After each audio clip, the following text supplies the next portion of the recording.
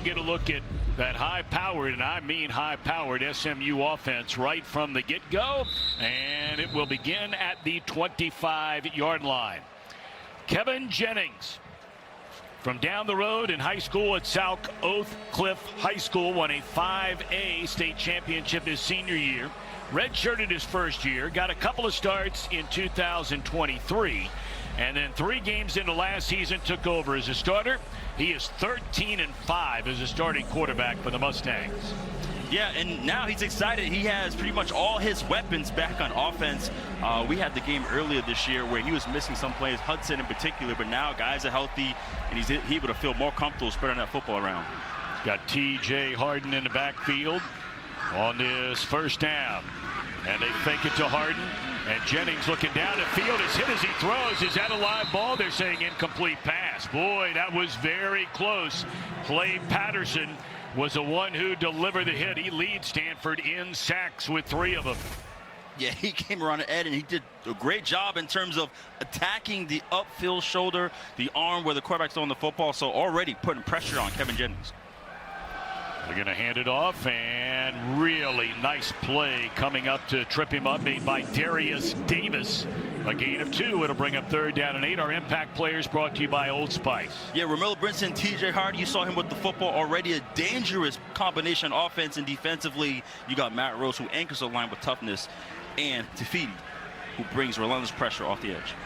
Empty backfield on this 3rd down and 8. They need to get up to the 35-yard line. Pressure coming on the blitz, and Jennings down all the way back at the 15-yard line. Scotty Edwards, a strong safety, coming in to get him. Yeah, Tommy, they just lined up in it. You see Scotty come off the edge, attacking where he would roll out to. So already Stanford bringing the heat. First drive. Well, this is a Stanford defense serving up nearly 430 yards per game, but after losing their first 2, they have been considerably better here over their last 3 games, especially on offense. So now McSparent puts a foot on it, and the ball is touched and then dropped, and off to the races. And they're going to blow it dead at the 32-yard line. What a huge break for SMU after a 3-and-out. Really on the field, the kick was tough by the receiving team. Recovered by the kicking team. By rule, that ball cannot be returned. It's first down, SMU. And I think that was Bryce Farrell back there returning the punt, and I'm not sure what happened. Yeah, that's tough. As a former punt returner myself, you have to get to the spot and field that football. If you're not sure, you're undecided, you get out of the way, you yell, Peter, Peter, Peter. That's the indicator telling your guys to get away from that. But that right there, got to field that one. That was a good punt. Field it, and you get great field position. Big break for SMU here.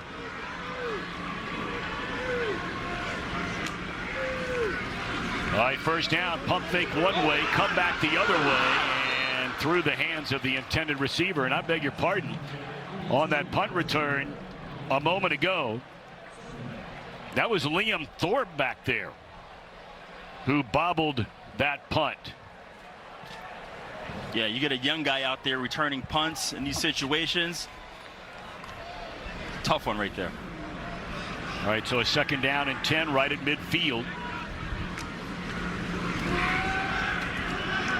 Well, that's a tough catch right there, and read beautifully on defense by Jay Green.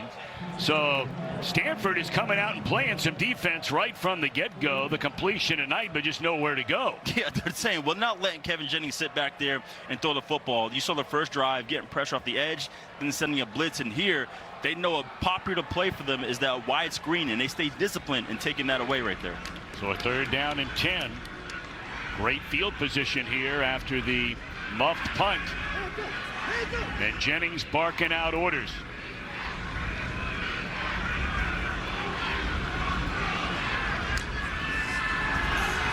Blitz coming again. They pick it up this time. Jennings can run, floats it down the field, and missed an open receiver. That would have been more than enough for a first down. Would have put him in a red zone. but a second straight 3-and-out for the high-flying SMU Mustangs. You watch Stanford's defense, they're playing quarters coverage over the top. They're like, look, we're not giving up any explosive plays. And also, they're leaving somebody just trailing in the slot like a spy in case Kevin Jennings wants to run. So far, Stanford defense standing tough. Well, they're going to put Thorpe back there one more time after he mishandled the punt return a moment ago.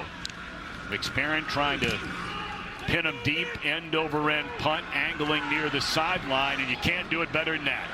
Checked right up and down inside the 10. He's starting to put it together and is coming off the best game of his collegiate career. Losing his footing on first down is Micah Ford. Take a look at our impact players brought to you by Old Spice. Yeah, CJ Williams and Bryce Farrell, the dynamic receiving duo. They've been awesome for them. And on defense for SMU, you got Ncobia, and he's the veteran lead in the back end, and also Cameron Robinson. He's going to put some pressure off the edge for this defense. But yeah, let's go back to just a great stop for the Stanford defense and to give the football back to the offense after that drop punt. So, let's see what we got here. And they're going to try and run it again, and a good run it is. Able to break it to the outside is Ford, and that'll be enough for a first down to move the chains for the Stanford Cardinal, a gain of 14. Yeah, this is going to be very important for this offense. They run a pro-style offense here, and if they're able to be super balanced running the football and throwing the football, it's going to be problems for SMU. Stanford has not run it very well this year, averaging less than 100 rushing yards per game. But what a game for Gulbranson last week. Career best 444 yards. In fact, he had never had a 300-yard passing game in his career. Good protection and a good throw. And that'll be out to the 33-yard line and another first down. If they protect Gulbranson, he is starting to really climb up there in completion percentage. Yeah, and he has. Every single week he has improved. We talked to Coach Frank Reich about him. He's like, the biggest thing, he's just gaining more confidence in what he's asked to do. He's gaining more confidence in this offense. And also, he's gaining more confidence in terms of what he likes. Like, he has that communication with them in terms of the plays that he feels good with. And so far, he's been trending towards the top in his production. First down and 10. Cardinal, its first possession of the game, and blown dead before it ever got started. Game administration, please stop playing the music once the offense is under the ball. It's first down. Did you keep that music going there, Will Blackman? maybe it was Wes Bryant down there. Wes got the ox on the sideline. Has to be him. Yeah, man. I tried to do that. That's the first I've ever heard of that one before. Flag on the DJ. That goes on at your house all the time, though, Wes. Yeah, it does. No, actually, I call people on the neighbors when they do that. No, you don't. I know he does. I do. No, I will you snitch don't. all day long. Oh, Not a problem. man, you got to be kidding me. Just wait till your son gets a little older. He'll be calling on you. Play action, oh boy. And I mean right now, coming off the edge was Isaiah Smith. He used to pile up the sacks at James Madison before transferring. Yeah, QB under center is alert for max protection. So as a defensive end, outside linebacker is letting me know I got time to get to this quarterback. And it took full advantage of it and got the quarterback sacked. Smith, a transfer senior out of Washington, D.C. He just gets after the quarterback. Had 16 sacks in 45 games, including 6 of them a year ago.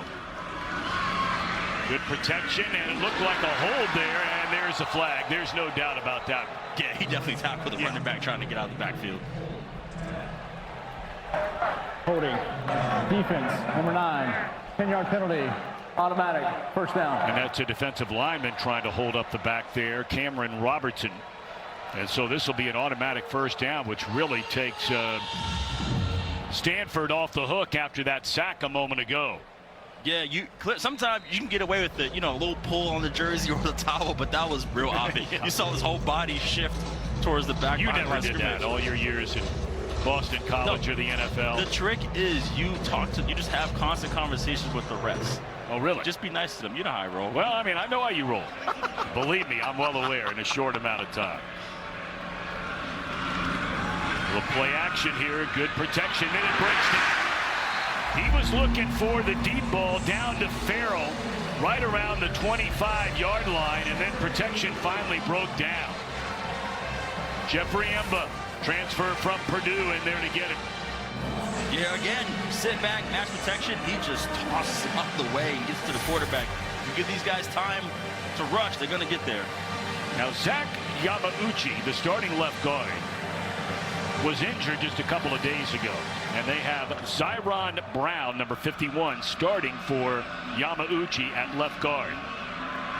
Micah Ford checks into the backfield. Well, that ball was thrown right in there and broken up by Marcellus Barnes Jr. Yeah, second and long. Defense, no, that ball has to go in the air. With this secondary, which we'll get to, a lot of switching, a lot of combinations there that coach has been trying to get together. Great pass breakup right there. Believe it or not, of all the teams in the FBS, we have the worst and the second from the worst pass defenses in the country in this game today. Yeah, despite saying all that, some way, somehow, SMU is still getting the football. That's right. In the secondary, so that's a huge deal. Well, you're right. 9 interceptions already, and again, down goes Gulbranson. And this time into the arms of Robertson, who was flagged for the penalty a moment ago, so he makes up for that. Yeah, it's such a luxury when you can just rush for and play coverage in the secondary with your defense, and you can still get to the quarterback, not just get pressure, but get the actual quarterback sack. Well, that drive started with so much promise. And then a couple of sacks changes all of that.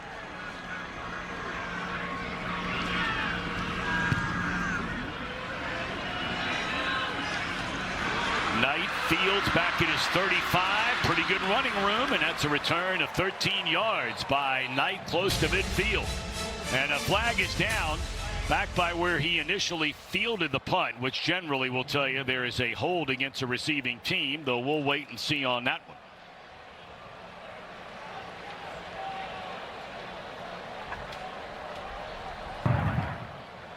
During the kick, holding.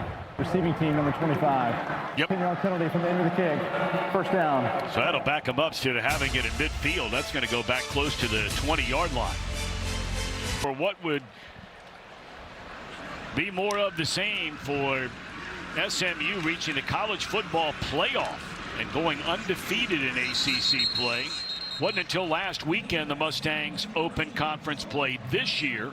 Opened up a big lead against Syracuse. Got a little dicey there near the end, but they held on to win it. Not losing a single game since joining the conference. Yeah, that has been incredible. And I was on the other end when I was at BC last year, actually at this blackout game a year ago. Chris Johnson Jr. getting to carry there and picks up the first down. The first down for the Mustangs. And already with 4 possessions in this game. Scoreless, and we're over midway through it. Breaking a couple of tackles on the outside is C.J. Williams. He leads the Mustangs in receptions. That's his 29th of the year. Transferred over from Wisconsin, where he had a couple of good seasons with the Badgers. Yeah, this is a big emphasis for this Mustang offense, is to get their athletes out in space and try to get some explosive plays. You saw it on display right there. Gain of 11 and back-to-back first downs for SMU. Hoping to get things cranked up. How about that? Did that go behind the back?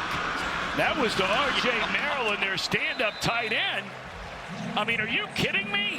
No, not Tommy. I'm trying not. This is crazy. Straight behind the back. Oh, my gosh. Check that out. I don't care if it was 3-4 yards. That play is shit. Far side, that'll be enough for another first down into the hands of Romello Brinson. Boy, what a talented player Brinson is. Offense, number 8, 10-yard penalty. Coming back. Brinson, the transfer from Miami. I mean, look at this. I don't know if I've ever seen this before. This is, I mean, maybe Mahomes did it at one point, but here, this is great. This is a straight-up design play. Oh, I like that. I mean, that's cool. Magic Johnson-esque. Am I showing my age here, though? Not at all. Magic's still relevant. Maybe a little bit. Okay. Yeah. All right. Well, you dropped a Chris Paul on me last night, so maybe him. Wide receiver screen and read pretty nicely right there by Stanford on defense. Brinson again on the reception, close to midfield. We'll see where they spot it. No, his knee came down before, and they'll spot it at the 48-yard line. So it'll bring up 3rd down and 9. Yeah, 3rd down, definitely a passing situation here. 3rd down and 9. So I'm looking for Stanford to bring some pressure off the edge. But they're showing pressure.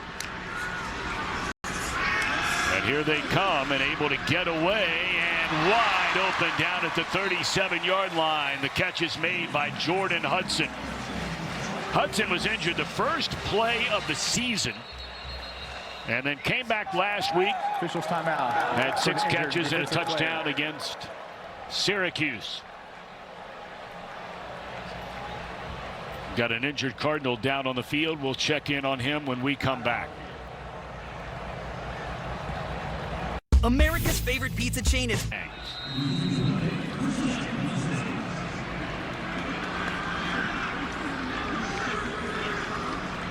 TJ Harden off the left hip of Jennings, and they're going to hand it to him, and bottled up right at the line of scrimmage.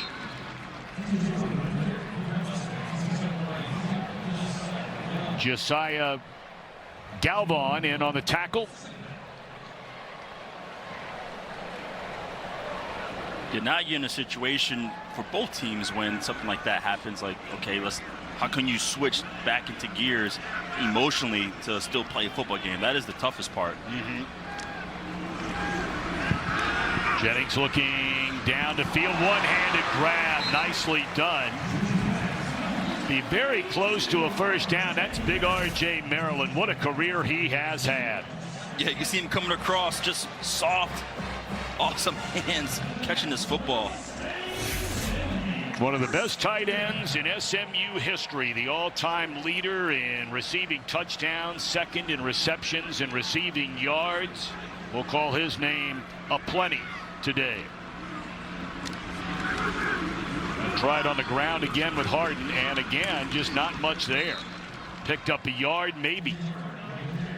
Yeah, the front is doing an awesome job for Stanford, just controlling their gaps, not peeking, not trying to fight through. They're being very disciplined and sound, trying to force these running backs to run east and west versus north and south.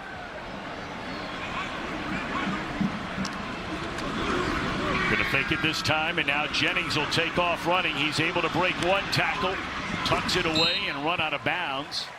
Very close to the 20-yard line. Looks like they'll spot it at the 19, which will bring up a 3rd down for SMU, and no huddle here for the Mustangs per usual. Yeah, you saw in that last drive, right? That last play, excuse me. Stanford just swarming to the football, diving. But this is the part 2 with Kevin Jennings' game, is his legs. You know, if he can be super dynamic and dangerous with his legs, he'll cause a lot of problems. Jennings threw for better than 3,200 yards a season ago, 23 touchdowns, and ran for over 350 yards. 3rd down, we'll call it 3rd and 3. And Jennings, empty backfield, out of the shotgun, slings it across the middle, in and out of the hands of Brinson. So now decision time for head coach Rhett Lashlee. Do you go for it on a 4th down and 3 or kick the field goal? It should be noted, their outstanding field goal kicker from a year ago, who is struggling going all the way back to training camp this year, Colin Rogers, has left the program. He is transferring. That was just made known yesterday. So the redshirt freshman Sam Keltner is now their kicker. Don't have to worry about him right now. They're going for it. And a beautifully designed play. Did he step out of bounds? Touchdown! Garrett McFall.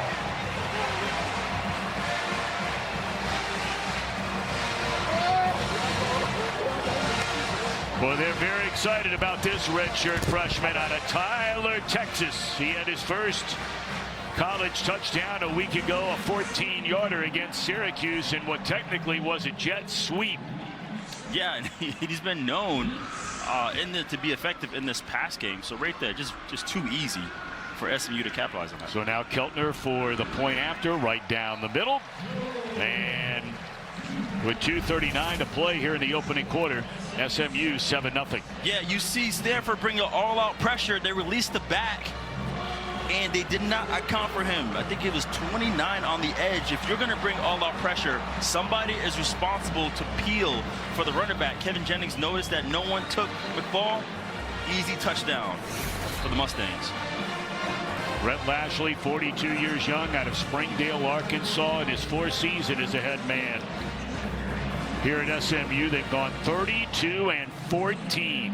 Won 18 straight conference games, going all the way back to 2022, when they lost in November that year against number 21 Tulane. So they go 13 plays, 75 yards, chewing up better than 5 minutes on that touchdown scoring drive.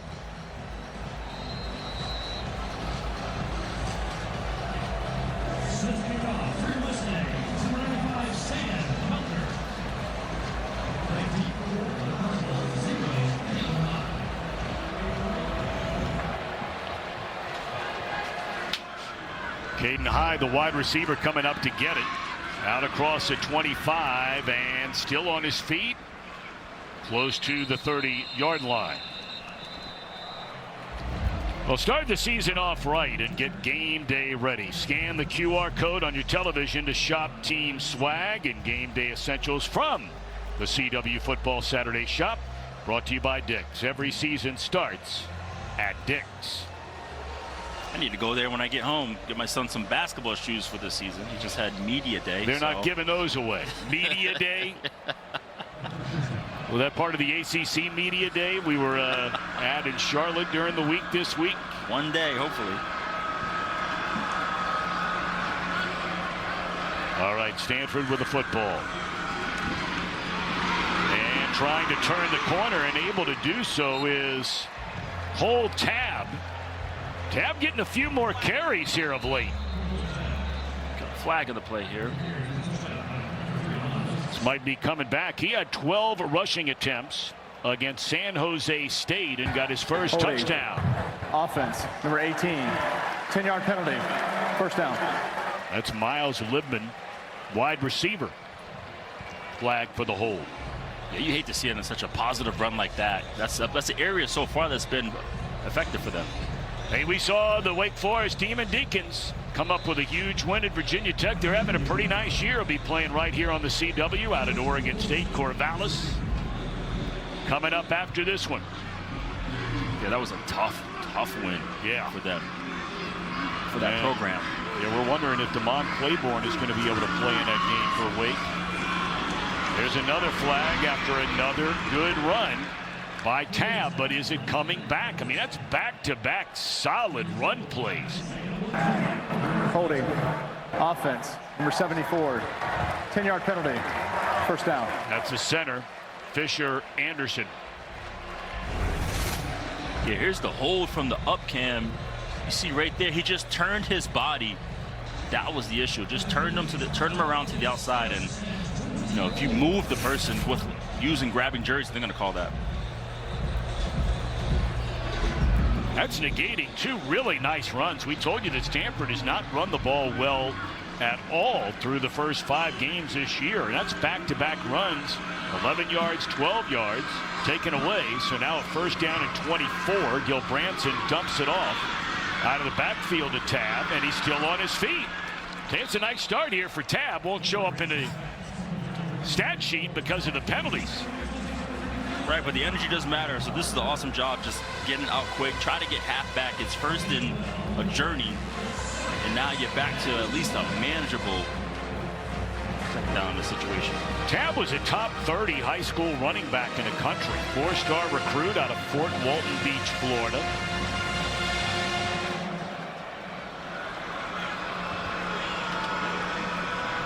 So they get 12 of it back. It'll bring up second down and 12.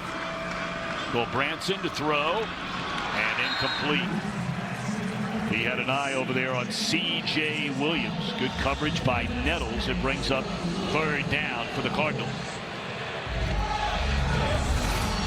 You see C.J. press and just runs a nice comeback route, but listen, kudos to Nettles. You got the young freshman out there, redshirt freshman, doing an awesome job keeping his weight down, breaking on the football, making it difficult for the quarterback to make that throw. Breaking out these blackout jerseys here today. Black jerseys, asking the fans to wear all black. Student body's done its part. Good protection and open down the field, and getting turned around the wrong way was Farrell. That should have been a big-time completion right there.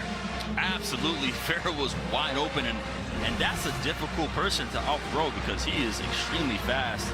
You see, he runs the out route. You have the flat out 7 and just misses it. He does a good job trying to adjust to it, but man, just miscommunication on that throw. Now, do you think that's a quarterback miscommunication or a wide receiver communication? Well, it depends on what kind of route they want there. If he's supposed to turn his body to the outside, then that was a bad ball on the quarterback. If he's supposed to turn it upfield, then it should have been on the receiver. Gotcha. That one will bounce out of bounds inside the 20-yard line. So 37 ticks remaining in this opening quarter. CW Sports Saturday rolls on what might be the final play of this opening quarter.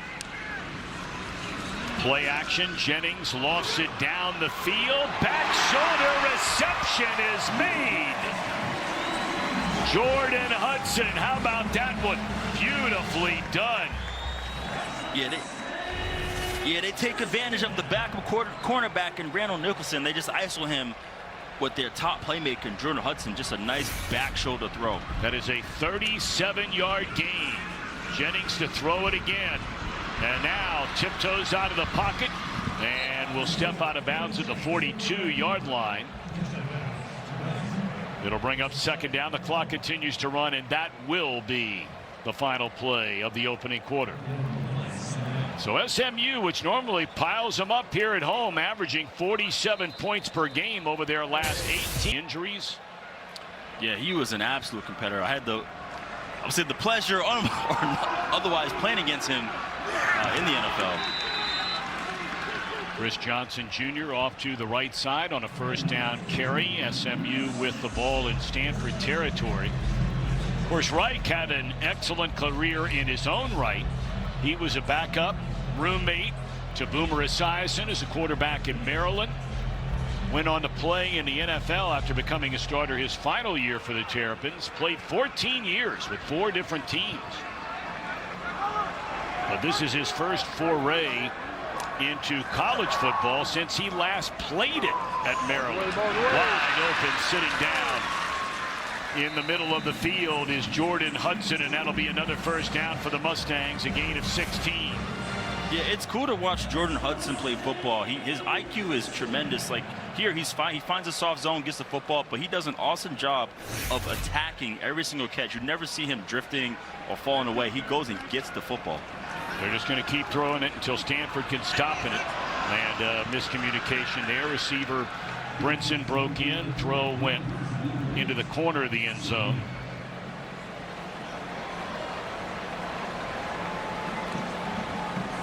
Yeah, Brinson just an explosive player in his own right. It's nice to see him healthy again. He had a really good 2023 season after transferring from Miami. Then last year only 4 games, got hurt. Now he's healthy again and playing very well. Yeah, the game we had against Baylor, he was, I mean, absolutely incredible that game.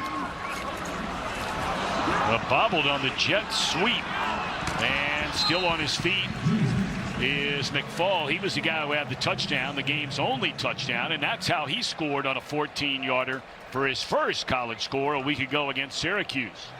Yeah, you can see this offense using his speed to get on the edge.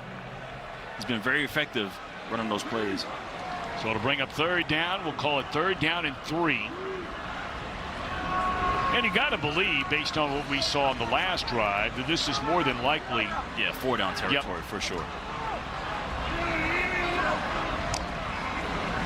They'll hand it off, and short of the first down is T.J. Harden. So it'll bring up 4th down and 2. The offense will. Here we go. Wow, they're going to kick the field goal. Well, they went for it on the last drive on a 4th down and 3.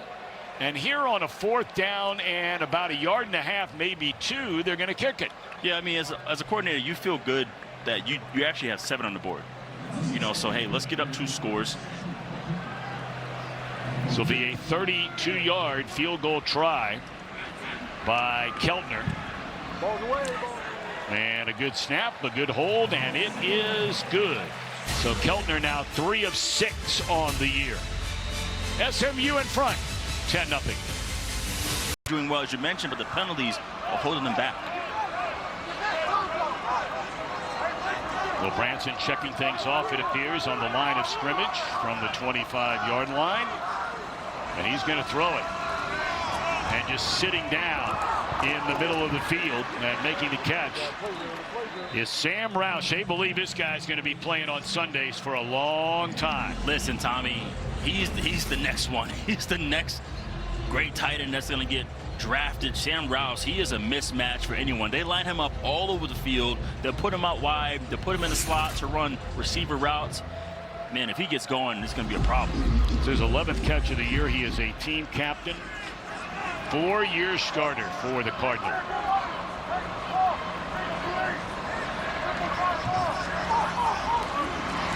Going to hand it off, and they've had a little bit of success doing that today, and that's a nice first down run by Micah Ford.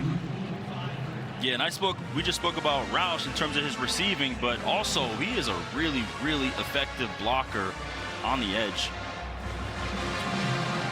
I mean, I just watched his tape. I mean, he's running double moves. He's running stutter goes. He's whatever you need.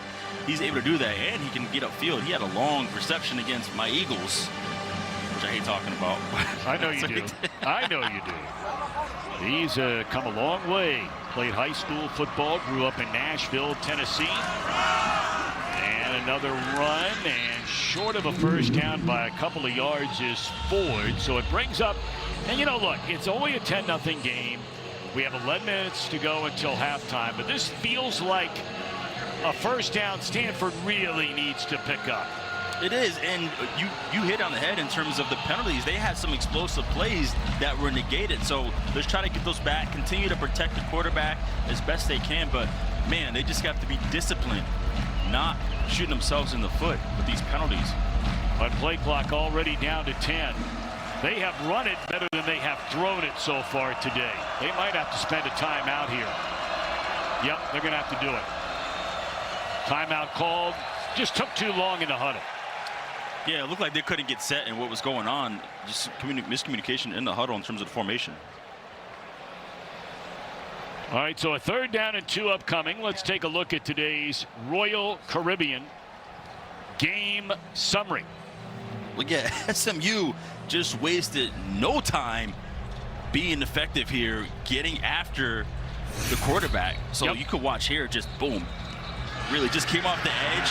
3 sacks already attacking Ben on the end, and then just getting the touchdown out. All out blitz. They took full advantage of it, getting to the ball to McFall for the touchdown.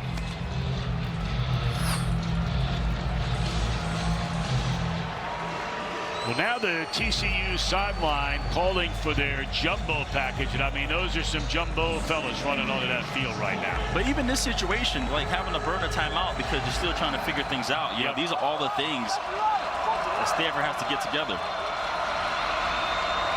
So SMU getting a jumbo package on the field, and it's still the first down. Up close to midfield to Micah Ford. So that SMU jumbo package unable to slow down Ford, and that's a converted 3rd down, a big one for Stanford. Yeah, he comes up on the right side of your screen with the 2 tight ends lined up over there with Roush and Blackburn. They just move everyone off the way to let Micah get the first. All right, so let's see if Stanford can keep this drive alive. It's a first down, under 10 minutes to go until halftime. Cole Tabb in the backfield gets the football again, and gain of about 3. Yeah, you just saw a little dose of 12 personnel. That's 2 tight ends and 1 running back. Looked like they ran the same play to both sides.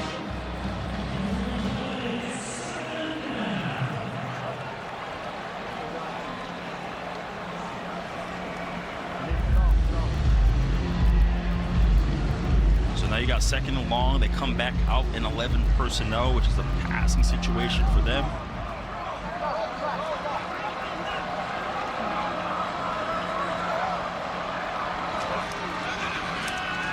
They were looking for that right there, and it finally opened up. Pretty good patience right there, but also defended well as they put the ball in the hands of C.J. Williams. It'll be a gain of 4. Another 3rd down.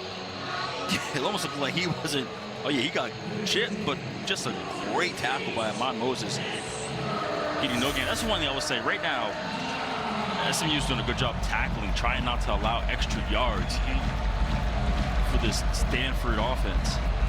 Okay, well, we said it a minute ago about a big 3rd down, and here another.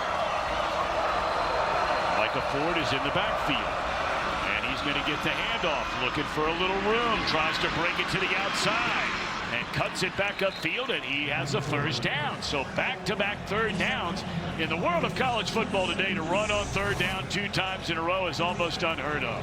Well, yeah, if they're based on analytics, so far they've been doing well running the football today. And fortunately, it's been penalties that's held it back. So in this case, I was getting nervous when he took the edge. I'm like, please, no holding in the situation. All right, so now we're down to 8 minutes to go until halftime. Remember, Stanford will get the ball to begin the 2nd half. We're a long way from that right now. But the best drive of the day by far for the Cardinal.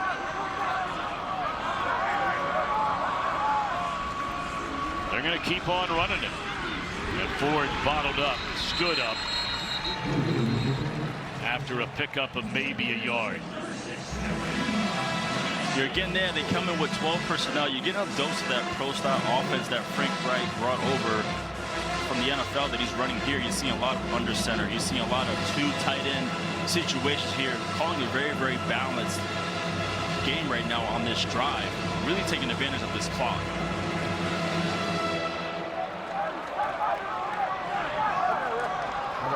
So it was a gain of a yard, 2nd down and 9. And they're going to run it again with Ford. He just lowers his shoulder, gets inside the 35-yard line. That'll be a gain of 3. So now a third down on this drive for Stanford. Yeah, I love what they're doing. They feel like they have an advantage in terms of firing a way to attack the outside, attack the edges in the run game, and so far, man, they've been really, really effective doing that. Cedric Irvin checks into the backfield. A little bit longer 3rd down attempt this time. The others were 3rd and 3, now 3rd and 6. They pick up the blitz, and now protection breaks down. Though Branson just throws it away.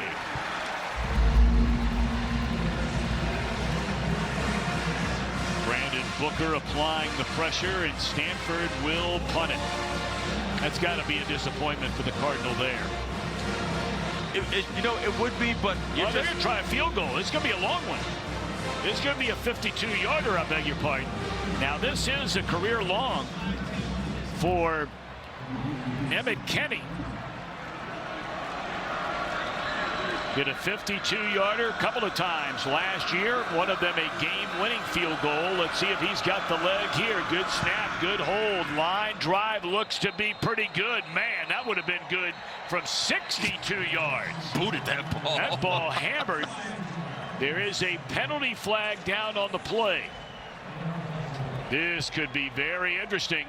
If it's offsides against SMU, this could be an automatic 1st down. Or if not an automatic 1st down, it would bring up a 3rd down, offside. 4th down and a yard. Defense. Number 7 lined up in the neutral zone of the sack. 5-yard penalty. It's still 4th down. Yeah, still 4th down, but it's going to be 4th down and a yard. It was 3rd and 6, going to 4th and 6. And now after the 5-yard penalty, you're 4th and 1. Yeah, that was such a good kick. I personally probably would have kept the 3 points. Would you? Yeah, but you know what? I like them being aggressive at the same time. This is a game where it can get out of hand. SMU can start being explosive.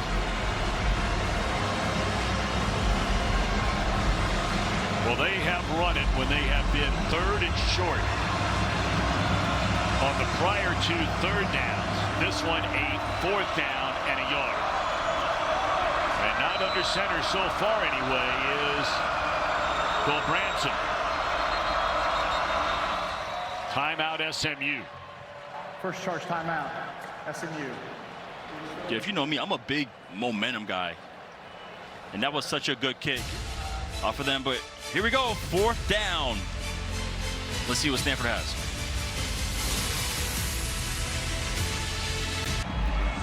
Stanford had kicked a 52-yard field goal a moment ago and decided after an offsides penalty against SMU that it would take the penalty, bringing up this 4th down and a yard, taking points off the board. Let's see how that plays out. They've got Ford in the backfield off to the left hip. And they're going to give it to Ford, and he is going to power his way for another first down. Boy, very impressive running today for a Stanford team that has not run the ball well all year long. Yeah, I love this counter situation. You have 2 offensive guys going in a direction that's supposed to distract the defense, and therefore you bring Ford to the other side for the first down. And we've got an injured SMU Mustang down on the field.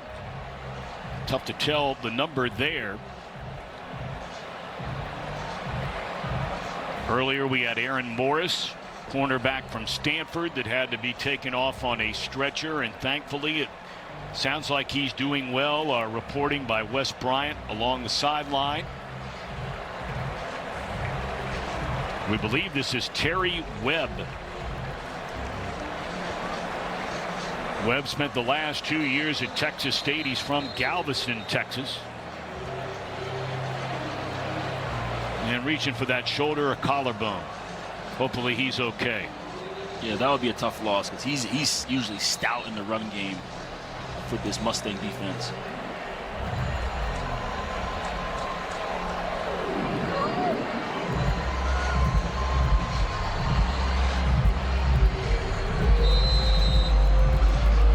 Okay, so a first down for the Cardinal.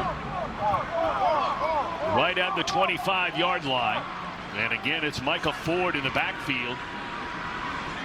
Sophomore out of Toms River, New Jersey. He's going to throw it. And nearly intercepted. He had an eye on his tight end Roush down there. Had that ball come out a little bit earlier, maybe they make the completion. It would have been. These halfback passes are tough because as a running back, you're so excited to have your chance to throw the football. In this case, he should have just kept it and tried to get a first down because that was covered from the beginning. All right, so a second down and 10. Isaiah Wacobia, standout. First team all ACC performer at strong safety a year ago. And on second down, they're going to run it again, and good running room for Ford. He's close to another first down, depending on the spot. Needed to get to the 15-yard line, and he's about 1.5 feet short. Tommy, everybody's going down. Watch the Upkin. Oh. Watch out. Oh, no. Watch out. Watch out. I hope he's okay. I do, too. Man, oh, man.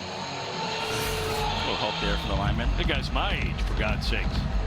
Got to look out for those old-timers. Listen, that's why these referees are getting more ripped up. Like they've been working out more and more. Tom Laverty there. Apparently he's okay. They're going to throw it. And they come back the other way. And the ball is loose. And able to cover it back up down there. It looked like the tight end Roush. So that'll be 1st and goal from the, I think they covered it up around the 6-yard line. What a call this was. Yeah, just a leak throwback. Even faked out our cameraman as well for this play. And then, yeah, just a big collision there.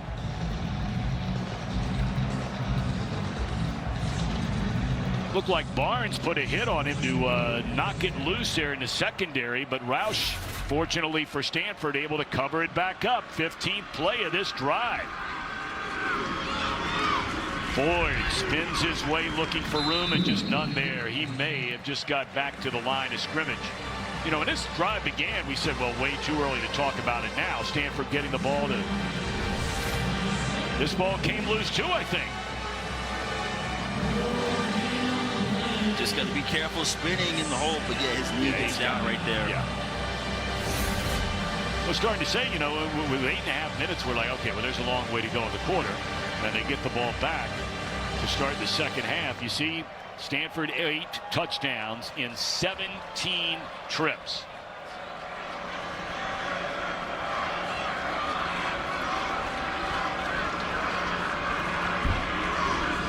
They're going to run it again, and Floyd plows his way down to the 2, maybe to the 1-yard line. And red zone defense is something, despite all their problems, where SMU's been pretty good. Listen to this here. You know what, Tommy? Sometimes I ask myself, I don't know how I did it. No kidding. For so long.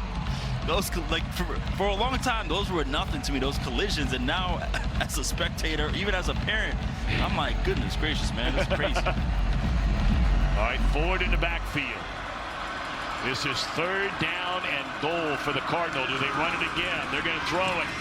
And back in the end zone. And great defense right there. And then talking smack on the backside of it is Maizano. He knocked that ball loose at the last second. Yeah, the athletic linebacker does an incredible job just playing the hands. You're already outmatched physically because of the size. But use your ability to go ahead and just go after the football. Well, you just wonder about that call. That's a tight end in Blackburn who's had 3 catches the entire year. Maybe you're just trying to pull a sneak attack there. 4th down and goal, and the Cardinal going for it. They're going to run it, and he did not get there. Boy, it makes you wonder about the 3rd down throw. Especially to a guy who barely ever touches a football. That's a big stop. That is a big stop. That is how you stand up. That was a long, draining, exhausting drive for that defense. And to stay there and be tough. Look, everyone stood up, canceled out every single gap, and just gang tackling on that huge 4th down. I don't know. Look, they know their team better than we do, but there were 4 different occasions on that drive where they ran the ball 3rd down and short and picked it up every single time, or a 4th down and short. Look at that. You chew up nearly 10 minutes and you come away empty. Got no problem with them taking the field goal off the board. You know, at the end of the day, they got all the way down to the 2-yard line, but I think it's a 3rd and 2 call that some Stanford fans might be saying, man, we were running it pretty good. Yeah, and again, I go back to the field goal that I personally would have kept. You know, obviously it sounds good now, the fact that they didn't score, but that's such a big field goal, such a momentum shift for your team, especially for your kicker. You gave him confidence throughout the game.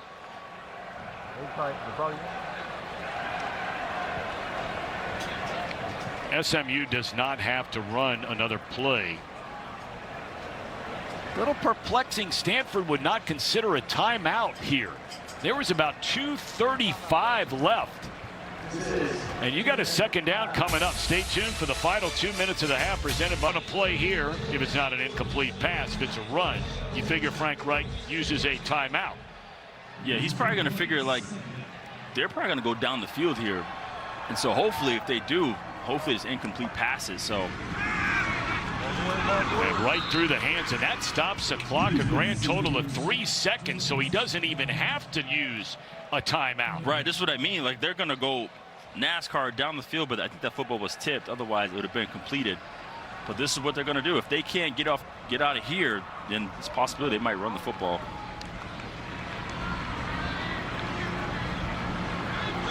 Stanford a legitimate chance, depending, of course, on the outcome of this 3rd down and 6, of getting the ball back with pretty good field position and a kicker who just had a 52-yarder. And that pass is incomplete.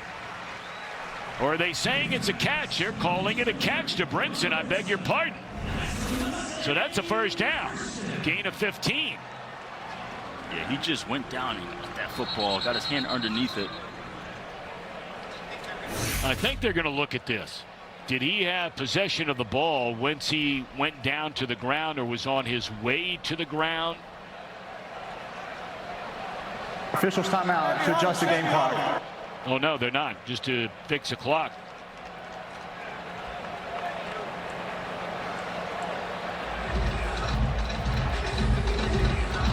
Yeah, usually in this 2-minute situation, you're looking for an offense to go fast, but that's just what SMU does. Yeah. They're a tempo NASCAR team. The game clock will start on my signal. You'll see them offensively hit quick hitters on the outside, and eventually, once they get closer to midfield, they'll start taking more shots down the field. So it looks like they're going to try to run this down to hopefully come away with minimum field goal.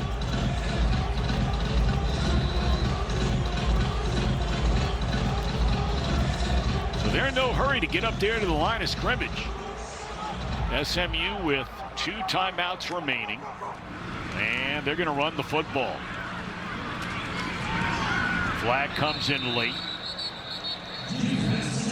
Wide receiver on the carry there, Ymir Knight.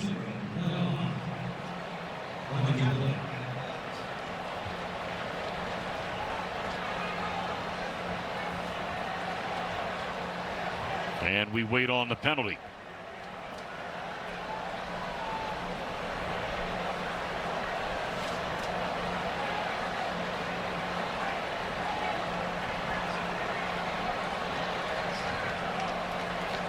Well, the officials trying to get on the same page exactly what the call is and what SMU player. Personal foul, illegal blindside block, offense, number 2. Penalty is half distance to the goal. It's first down. As the offended team, Stanford, has elected for the game clock to start on the snap. Can't do that. You know, the tough thing with that is you can block towards the play. A legal crackback is when you're blocking away from the play. So that right there, I don't believe he should have been called for a crackback. Really? Okay. That was on Jordan Hudson. Minute 34 to go. They'll run it once more.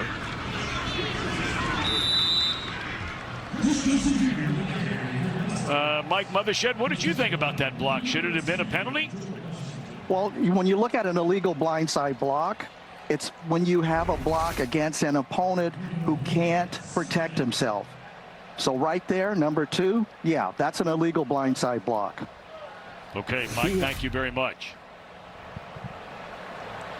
Well, no one going to stop the clock, even though Stanford has 2 timeouts left. Well, you can't take them with you when you go into the second half. It's true, yeah. But going back to that, I know I'm on again. Back to that block, like usually it's a standard crack block. And so as a defender, we're taught to look for it. This is Johnson Jr. and he is going to take it the distance. Can you believe that? With 35 seconds left in the half, he goes 87 yards when they had all but said, okay, we're going to run out the clock. Unbelievable. Wes talked about fireworks, Tommy. We got some right here. Boy, how deflating that has to be for Stanford. You go all the way down the field. You're stopped at the 1-yard line. And then an 87-yard touchdown run by Chris Johnson, the sophomore out of Fort Lauderdale, Florida. Transfer from Miami. Keltner the point after. Man, you talk a lot about momentum, Will Blackman. How about that turn of events? Man, oh man. So right here, you're going to see the play come to your right side of the screen. And then here, you just see he's trying to take an angle. But I'll tell you what, we got the need for speed. It did not matter for Chris Johnson. That man was moving. You know, it's interesting with Johnson. In the first 4 games of this year, he was getting plenty of touches. But he had not had a rushing attempt in the game against Syracuse. Former 4-star recruit out of Fort Lauderdale. Man. Hey, Tommy, Wes, we call those fresh legs when you're not on the field. No question about it. And he showed off all the speed on that one. Before that run, they had 12 rushing yards in this game. So that'll help, don't you think? Yes, sir. That'll help a lot. All of a sudden, you got up right at 100, and you think all's right with the world. And that's the one thing with this offense for SMU. Any minute they can pop, whether it's in the air or on the ground. So now for Stanford, you're in a situation where not yet. The pressure's on for you to hurry up and get down the field. So try to hit some explosive plays, which they've been more effective on the ground versus the air. So now it really puts the pressure on the offense to get moving. Man, you just go back to that last Stanford drive. Got the ball all the way down to the 2-yard line on 3rd and 2. Great defense by SMU. Give them credit. But they threw the ball on 3rd down and 2, and now Gil Branson complete over the middle. And Frank Reich now will use one of its 2 remaining timeouts. No, he won't. Well, I am just shocked. Well, you want to try to get midfield before you use those, because you still can spike it as well.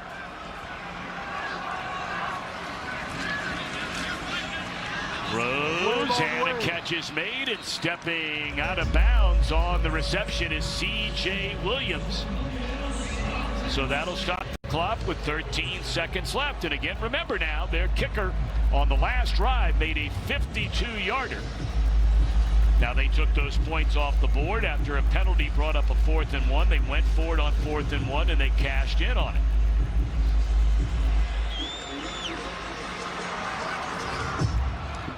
They would still need about another 12 yards on this drive for a 52-yarder. More than that, maybe. And the catch is made at the 15-yard line, and that is a first down. 6 seconds remain. That is a tough throw and a tough catch. Oh, man. Second charge timeout. That's Bryce Farrell, 31 yards. To 7 seconds. He throws it in between 2 defenders.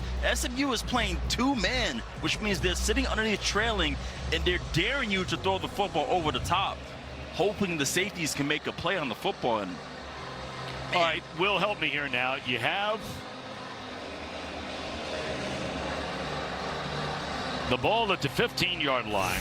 Let's call it the 14-yard line after they spot it. You have 7 seconds left, and you have 1 timeout. Is 7 seconds enough time to take 1 shot at the end zone? It is. You want to take a shot to the end zone, no question about it. But also be smart. If it's not there, then you throw it out of bounds. Yep. But if you do move around, you do have time to get a timeout and then line up. So at least you do have that available for you. Okay, well, you might even be able to get 2 plays in 7 seconds.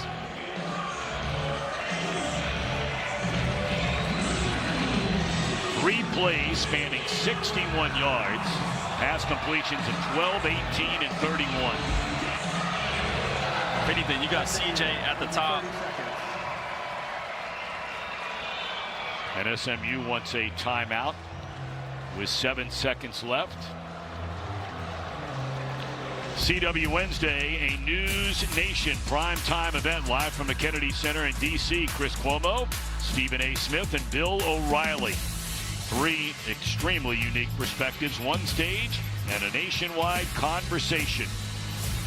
Cuomo live from the Kennedy Center, the News Nation Town Hall, Wednesday, 8 Eastern, 7 Central on the CW.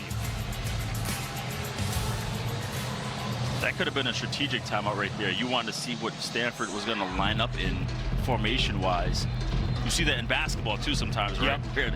Okay, what are they going to come out and call a timeout in situations like this?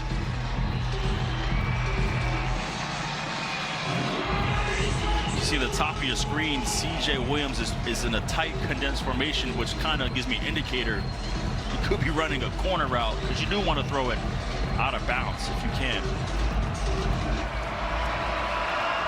All righty, that's high in motion, trips to the bottom.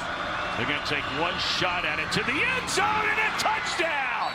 Can you believe that? 4 straight plays in less than 35 seconds. C.J. Williams with a touchdown reception. My, oh my, how Uncle Mo, that would be Uncle Mo Menem, has done a complete pendulum swing the other way. Oh, sorry. Stop Uncle it. That's some of my tired material. Oh, my goodness. 4 pass plays spanning 75 yards and 33 seconds. Well, I mean to tell you, Scott Simons, a defensive coordinator for SMU, will be beside himself. That whole entire, that drive in general. But yeah, CJ releases free access. No one touches him, and there's no one around.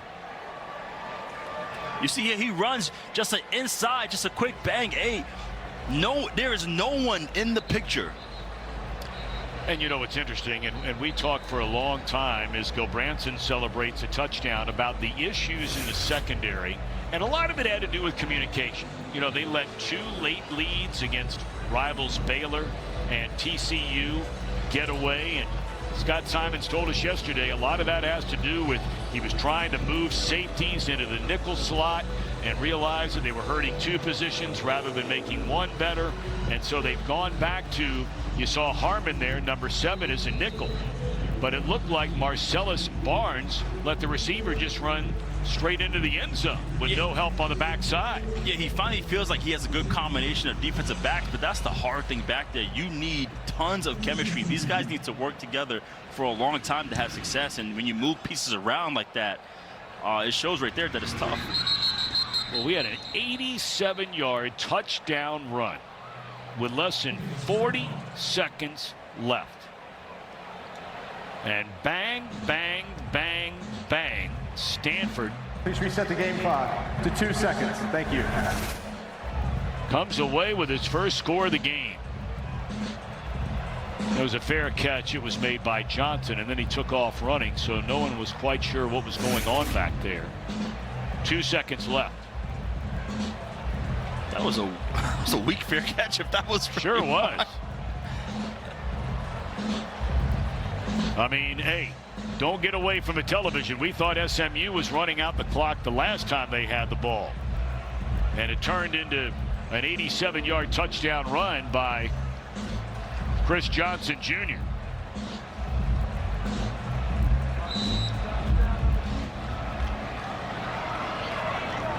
Looks like the quarterback may take a knee here. Yep, and that'll do it.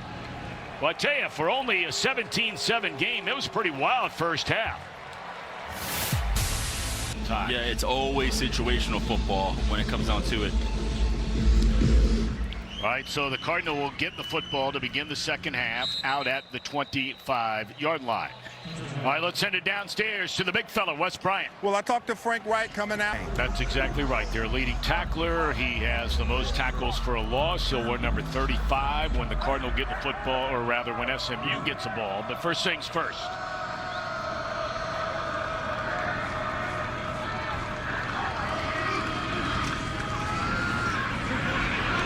On a first down, good strong run by Cole Tab. We saw some excellent runs as there's another flag. I started to say 10-yard penalty, first down. And that is a hold by the tight end Benji Blackburn.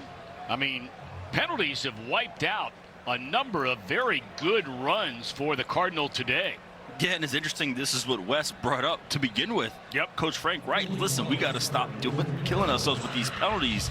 And first play, you have it happen right there. Coach Wright, 63 years young, grew up in Lebanon, Pennsylvania. And his team has shown promise after losing the first 2 games to Hawaii and BYU. Didn't look good doing it. There's a catch made over the middle by the standout tight end Roush, and that'll get a big chunk of it back on first down, a gain of 10. Yeah, because Stanford, they're not, like you said, stats are misleading. They're not really having issues moving the football. It's that when they do move the football, it's getting brought back because of a penalty. Yep. So now they start with a second down and 10 after the 10-yard gain on first and 20. That's a dangerous throw right there, and the catch is made. First of the day, first time we've called the name of Jordan Onabwe Sophomore out of Pomona, California, transferred in from Colorado. So a third down, and an injured Mustang down on the play. I think that's who made the hit on the receiver.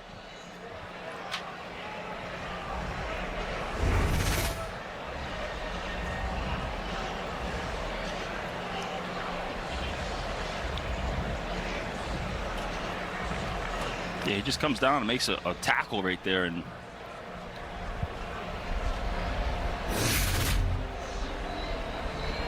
that's Marcellus Barnes Jr. He transferred in from Syracuse. He had an exchange last week. He was one of the Orange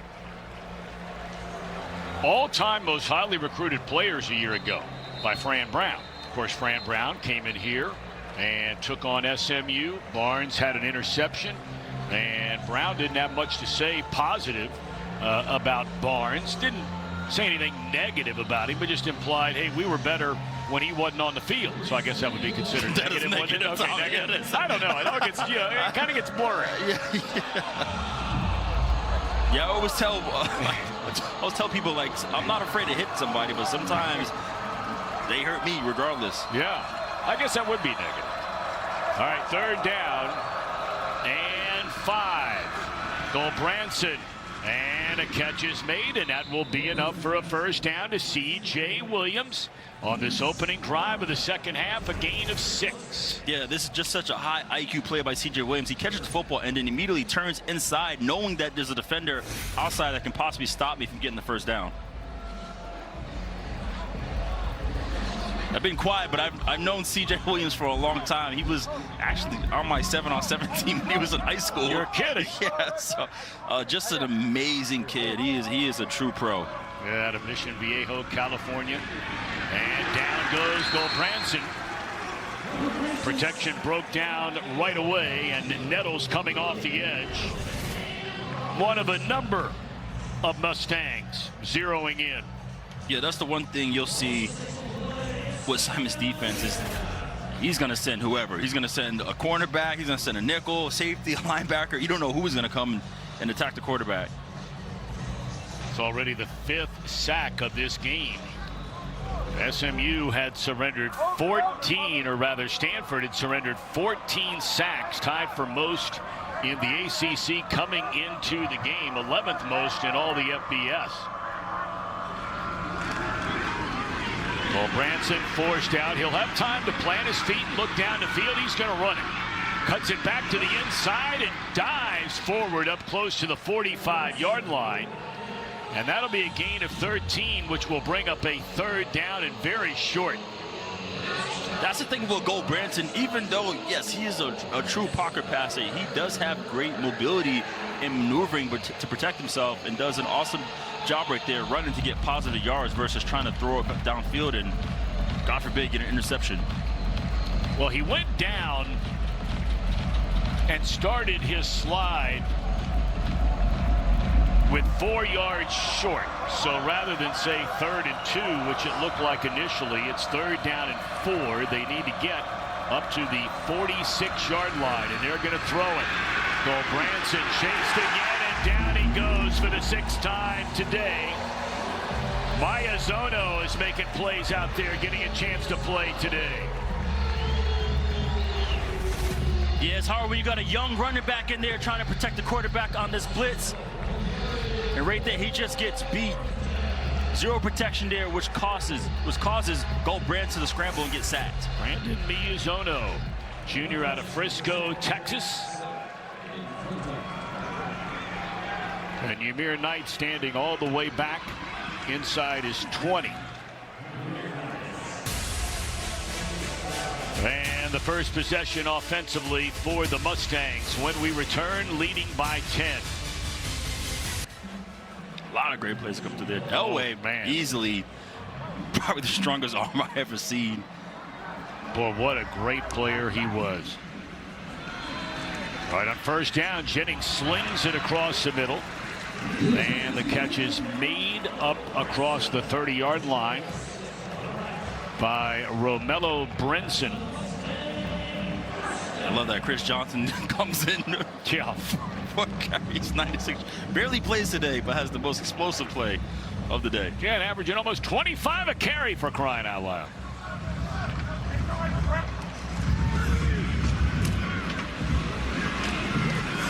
Catches made by Jordan Hudson. We mentioned Hudson was injured the very first play of the season.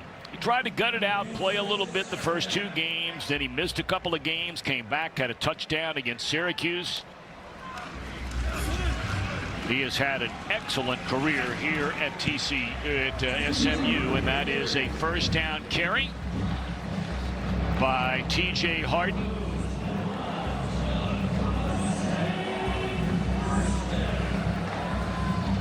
Yeah, great to see Matt Rose back in this half. As we mentioned earlier, he was out first half for targeting, but man, this guy right here is reliable, leader across the middle, consistent tackler. High snap and then a throw down the middle, and that is good enough for a first down to the Stanford 41. The reception by Hudson.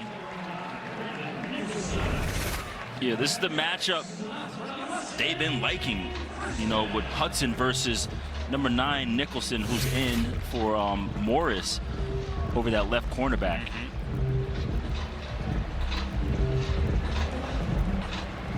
Nicholson in his sophomore year, he's out of Memphis, Tennessee, played in 8 games, 5 starts as a true freshman a year ago. And going to throw it again and trying to, how about that move by Jennings, and flips it. A wide open receiver still on his feet as Johnson Jr. cuts it back to the inside. Oh my. After the brilliant scrambling there by Jennings. He took a big lick at the end of this play. There you see it. But Johnson, not a surprise he would go the distance. This is a guy who, growing up in Miami, I mean, think about all of the sprinters in the state of Florida, right? All of them. There are a ton of them. He won the 100-meter dash and the 200-meter dash. That's crazy. Yeah, that's crazy. Tomorrow, the toughest sport on dirt heads to the desert. PBR Camping World Team Series rides into Glendale, Arizona. 8 seconds can make or break your day. PBR Camping World Team Series from Glendale, AZ. 4 p.m. Eastern, 1 Pacific on the CW. Our producer Scooter still won't let me try bull riding. He won't? No. Why? I don't know. We gotta ask him. You're his guy. You and Mike Yam and Buds. Yeah. All right, Michael Ford, long way to go in this one. You got to believe Stanford is not going to avoid the run game, which was so good in the first half when they didn't commit penalties. Ahmad Moses dropping Ford for a loss of a yard on first down. Yeah, he just comes off the edge and makes a really great open field tackle.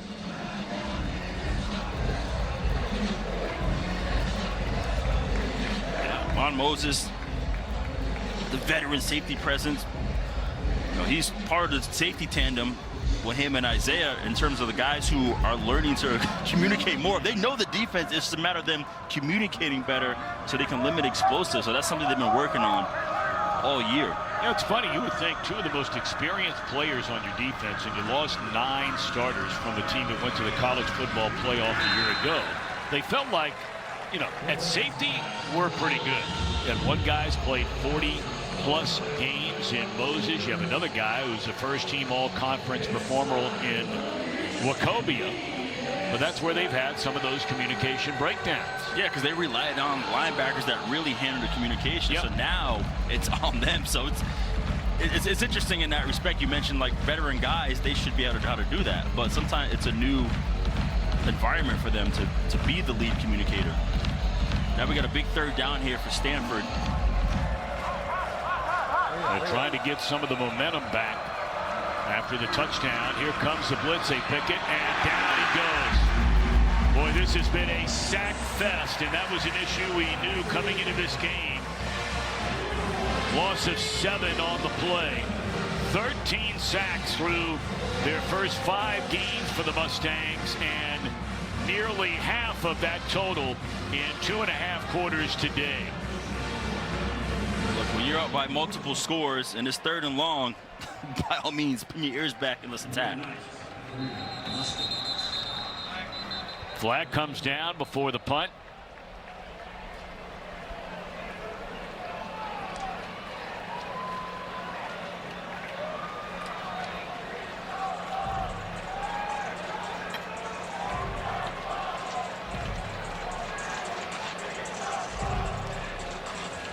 False start. Offense. Number 28. 5-yard penalty. 4th down.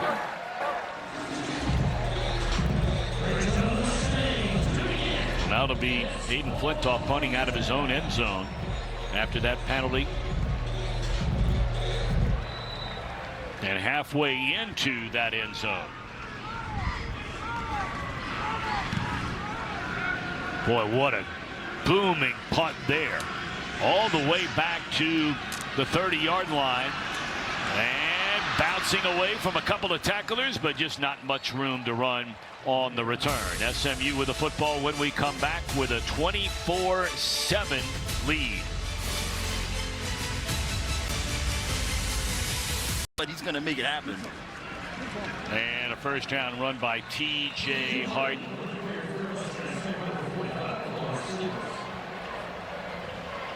Keep in mind, going back to that punt by Flintoff, that is such a weapon to have, to switch the field like that. I mean, absolute boot. See, a lot of these offensive linemen, it's extremely warm down there on the field. They were having some issues on their offensive line already with some injuries there. And so with the heat, they're rotating a few of them in and out, but they feel good about that group. Now Jennings just heaves it down the field and incomplete. Bring up 3rd down. Yeah, that's the danger with Kevin Jennings. Is he's so elusive, so athletic, and he can run very, very well, but he's looking to throw. Yeah. And so he'll run right to the line of scrimmage, and if he sees something downfield, he's letting it go. All right, so a 3rd down and 5 now. Stanford trying to get the football back and get a little bit closer with 6:04 to play here in the 3rd quarter.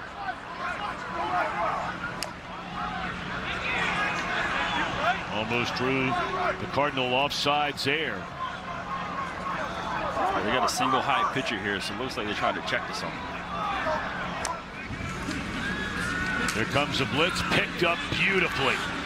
And now protection breaking down for Jennings. And he held onto the football and is dropped all the way back at the 24-yard line. Loss of 13 on the play. Omar Staples the first one there. Yeah, earlier this year, this was one of the criticisms that he talked about. Kevin was holding on to the football too much, running around, and that right there, you wait for him to throw the football away.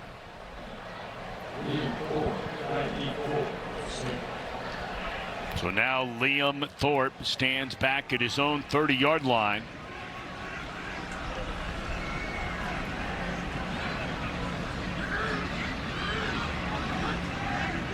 So Stanford trying to make a big-time comeback here. End-over-end punt and a...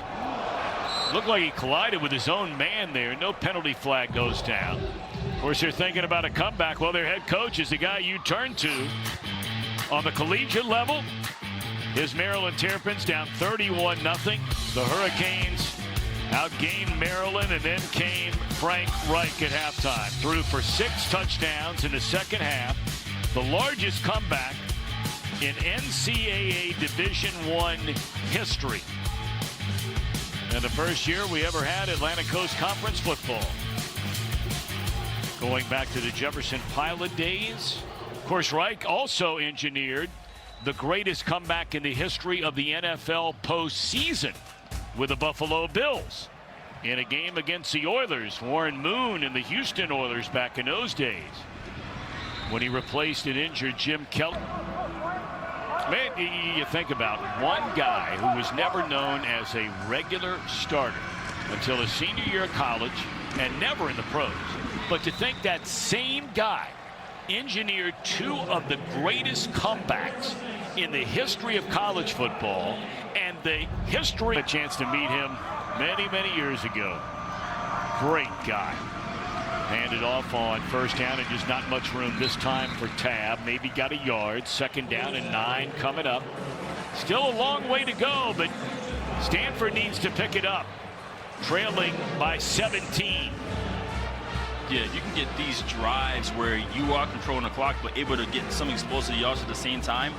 Because at this rate, it's going to be very, very tough, especially how SMU is just firing on all cylinders right now. Looked like Caden High trying to figure out where to be, and they got it straightened out with plenty of time on the play clock. Catch is made, and breaking a tackle is Williams.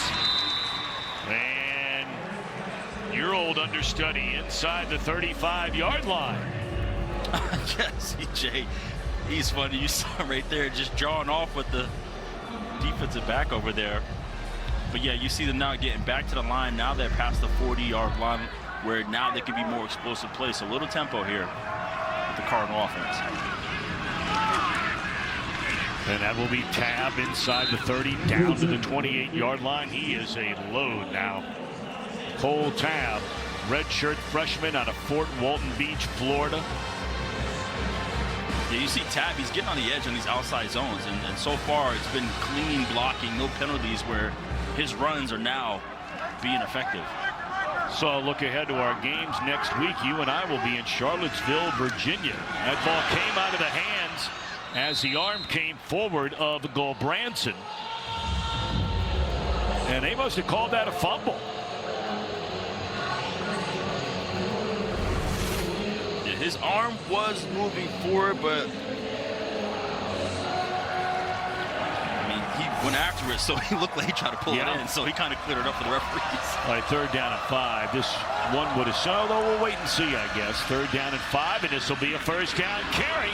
And there's the man we were talking about a moment ago, Cole Tab, inside the 20 after a gain of 11, and he'll get a breather on the Stanford sideline. Lost his shoe. Yeah, right now the offensive line is just paving the way for these running backs and just getting a great drive here. So again, tempo right back to the line.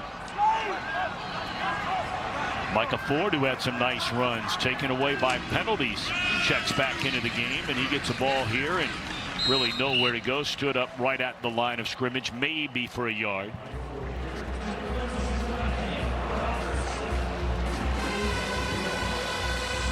Closing in on 1 minute to play here in the 3rd quarter.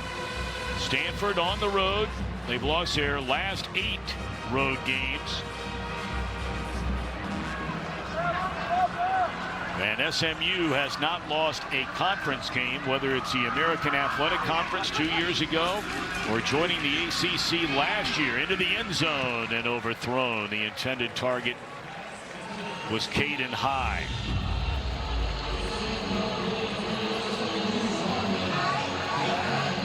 SMU has Miami coming to town. Hurricanes have looked so good. Yeah, they've been more than solid. When we had the USF game, they kind of made it clear like we are legit. Yep. Not just a playoff contender, but a national championship contender. Without a doubt. And the veteran quarterback, along with that great defense, Carson Beck. 3 big wins already this year against Florida, Florida State, and of course the season opener against Notre Dame. 3rd down, and the ball's batted down at the line of scrimmage. Terry Webb, we've said his name a couple of times today. Well, do you go ahead and kick the field goal now and get within 2 touchdowns? The answer is yes. See Webb here, he can't get to the quarterback, but he does an awesome job getting his hands up, batting down the short pass. That's what you do. You can't get to the quarterback, just get your hands up. Especially with this quick game nowadays. This will be a 34-yard field goal try. Kenny hit from 52 yards in the first half. But after a penalty, they decided to go for it on 4th down. And wouldn't you know it, just sneaks it in the left upright. If that had been from 52 that time, that was wide left. But well, hey, all the bosses on CW are watching right now. I mean, they should get you on that coverage. Wes, I'd be a tag team partner. Just let me know. All right, let's do this, man. All right, the used to bees. The used to be. Now TCB, baby. Yeah, let's do it. TCB all day long. That's exactly right. That'd be great. That'd be great. The defense really doesn't get a rest. And so when they go on the field versus Stanford, the defense, they're on the field for a long time. So be curious to see how that goes out during the rest of the game. All right, now Stanford needing some plays defensively. And on first down, a quick hit to Ymir Knight. That'll be a gain of 8. It'll bring up 2nd down and 2 on what will be, it looks like, the final play of this 3rd quarter. Yep. Rhett Lashlee says let's go to the 4th with a 14-point lead.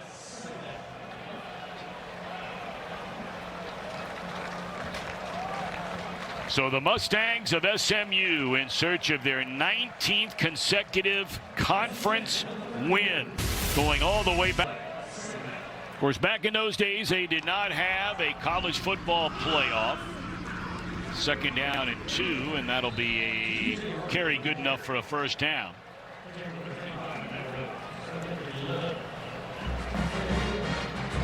SMU has back-to-back 11-win seasons. It's the first time it's ever happened in the history of the program. Of course, they're playing more games now than they did back then. It took voters to decide who was a national champion back then.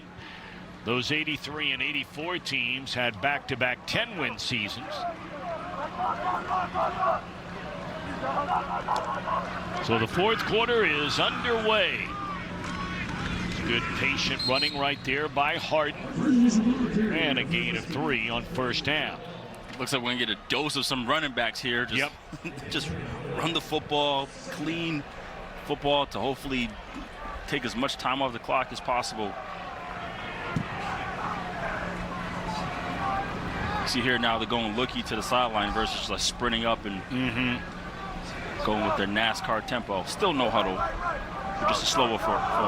At least the play clock getting down into the 10, 9, 8 range. And able to make the catch and pick his way is Brinson. That'll be short of a 1st down. It brings up 3rd down for the SMU Mustangs. Well, what a great job Lashlee has done. He came to SMU, you may remember, with Sonny Dykes. And then when Dykes left to go to Fort Worth to TCU, Lashlee did not go with him.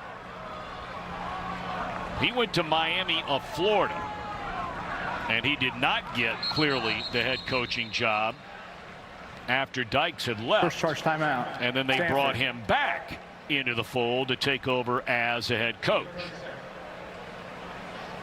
But what a job he's done. And you know, the thing that's interesting about SMU, and look, this is not taking anything away from anybody who is on this current roster. But you got to remember, SMU is only in its 2nd year of playing in the Power 4, right? Top 4 conferences in college football. So, I don't know, you tell me, Will Blackman, you know, maybe you shift your thinking on players that you recruit as a group of 5, maybe compared to a Power 4. It's not guaranteed you can't find some kid that's maybe only a 2 or a 3-star, right? But you do get in a few more doors, I would think. Is that fair to say? You get in way more doors because you're in a situation where you can play against the best. And myself as a recruit, when BC offered me, I'm like, oh, I get to play against Miami, Virginia Tech, West Virginia. I get to play against those top teams. And so it definitely is a huge situation because a lot of these kids, you know, who are getting recruited don't really know AAC in a situation. That's right. So, yeah, it's a huge advantage for them. Yeah, so the only recruiting class that they have that was recruiting as a Power 4 school, and that is incomplete on a 3rd down throw. So Stanford forcing the punt with 13:04 to go here in the 4th quarter. Yeah, that's just outstanding coverage. How you go then just get your hand there, you secure the tackle one hand, and you get your hand around and grab and knock the football out. Well, Stanford will get the ball back. If Thorpe can handle this punt, that is something that did not happen the very first punt of the game. End over end, you got to come up and get this, don't you? And he lets it bounce, and it goes all the way inside the 5. I tell you what, that might be something that Stanford needs to have addressed. Excellent punt by McSparran. And deep in their own territory, the Cardinal. Washington State is beating Ole Miss 14-10. Ole Miss is ranked number 4 in the country and undefeated. trying to turn the corner. Boy, that's good, powerful running by Cole Tabb. And here's the score we were talking about. Washington State on the road. We talked about it at breakfast. We said you never know. You never know. You never know. We will see Washington State next week at Virginia. Yeah, because we talked about UCLA and Penn State, how you just never, college football is extremely weird. You just never know what's going to happen. I don't know what's gotten into UCLA, but they've put up 38 points in their game so far here today. They had not led for a second, literally 1 second of the entire season until shocking Penn State a week ago. And another good run by Tabb, very close to a first down depending on the spot. That was a gain of 9. He needed to get to the 32, and he's about a yard short. Listen, Tabb got some energy here. First of all, this offensive line is blocking their tails off, but he's finding the gaps. He's finding the seam. Then he's able to just find the edge and pass them. This is a fast team for SMU on defense, and he's able to get outside and get great yards. He's been pretty much doing that all game. Elsewhere around the ACC, Florida State in a tight win at home. Seminoles have lost 2 in a row. And just a 24-21 lead against Pitt in Tallahassee. Looking for the long ball and making the catch.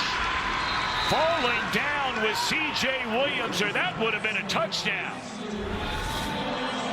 This is what you got. You got a grown man running a grown man route, making grown man catches. He knows the safety's going to go there. He does not care. That's what a #1 receiver does. All righty, so we're just under 11 minutes. Stanford on the move. If the Cardinal can get in, would make things very interesting. But they're still all the way out at the 34-yard line. Tabb on first down, carries it to the 30. That'll be a gain of 3.5 on first down. I want to thank a bunch of guys that I used to work with in my former life, all in the Bay Area. A lot of them have sent a lot of nice texts today. It's great to hear from them. Dwayne Kuiper, the San Francisco Giants broadcaster, and Jim Lynch and David Benzer. Great to hear from you guys. You're watching the Cardinal today. Legal substitution, offense, with 11 players in the huddle. 5-yard penalty, second down. There's another penalty. Another one. This has been Stanford. Just great plays and then penalty.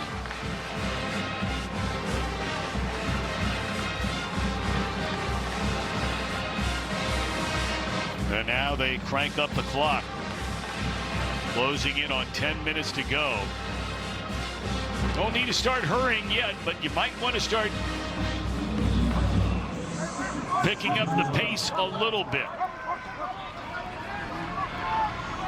Cole Branson on first down from the 35. Second down, and another penalty flag comes in. Another false start against the Cardinal. Illegal snap, offense, number 74. 5-yard penalty, second down. Especially in passing situations, the pressure that SMU has been putting on this offense, you can tell these offensive linemen trying to jump out of there, so perhaps flinching or early snaps, trying to get a step on these defensive linemen.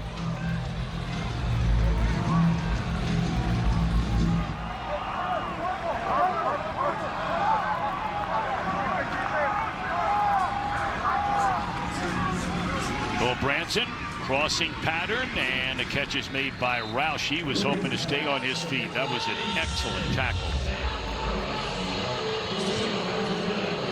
Made in the open field there.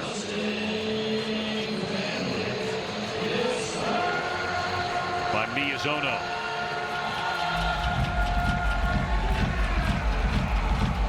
Yeah, with the situation now, I can only imagine this has to be a 4-down territory. Yep, down by 14, yep. Cedric Irvin checks into the backfield. You're down by 14, blitz coming. And there may have been contact there, no flag, and yes, it comes in late. Looked like there probably should have been a flag thrown, and eventually it came in. If so, that will be a 15-yard penalty and an automatic first down.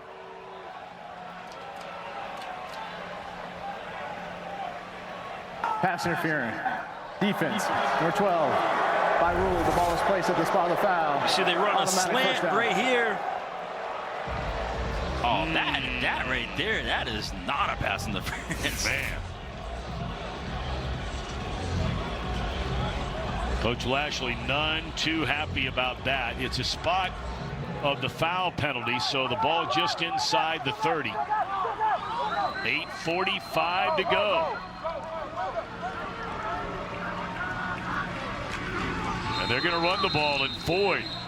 And again blown dead. Boy, this is another false start. I tell you what. False start. Offense, number 0. 5-yard penalty. From a Stanford team, this is not the kind of thing that you expect to see. And it has happened all day long here today.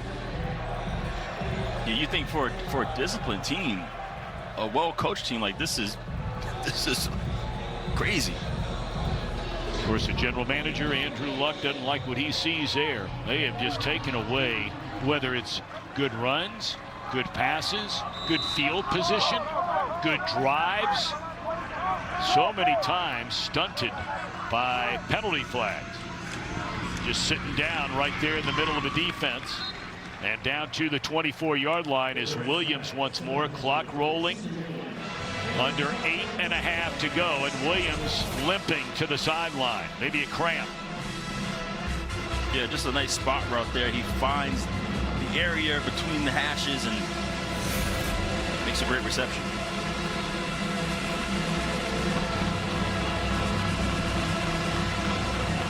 Now you're thinking down by 2 scores, you would, like you mentioned, pick up the pace a little bit. Yeah. In terms of this tempo. I mean, whether it's due to penalties and what have you, they basically have been around the 30-yard line for about 2.5 minutes of game clock here. And still huddling up as we're now down to 7:55 to go. Play action. Down the middle of the field, and the catch is made down at the 9-yard line by Miles Libman. Yeah, they go max protection. Just a simple dig route there, inside release. Well, they're not going to huddle this time as they hand it off. And Micah Ford is chopped down at the 6-yard line. It'll bring up 2nd down and goal for the Cardinal. And again, they'll hurry up to the line of scrimmage as we're closing in on 7:15 to go. Oh, timeout.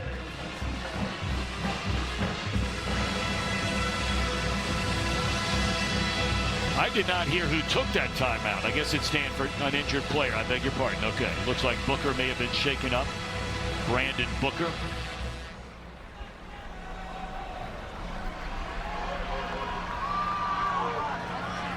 And so now Stanford will huddle up with the clock stopped as it's put back in motion now. C.J. Williams, by the way, goes over 100 receiving yards for the 3rd straight game. How about that for C.J. Williams?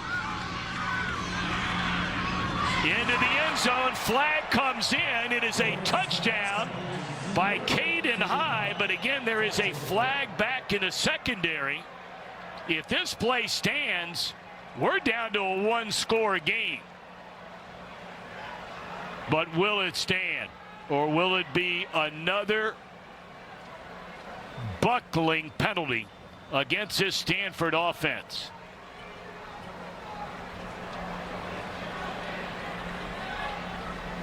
Personal foul. Hands to the face. Offense, number 51. Wow. 15-yard penalty. 2nd down. That is Zyron Brown, who is starting at left guard today. And there he is right in front of you. 51. I guess right there, pushed up into the... It was so subtle. Knocked his helmet off. You thought he was going to maul him, but he literally just had an arm posted out. But Williams going over 100 receiving yards for the 3rd straight game. That's the first time that's happened since Alex Smith did it back in 2004 for the Cardinal. Now a timeout by SMU. We'll take it with him.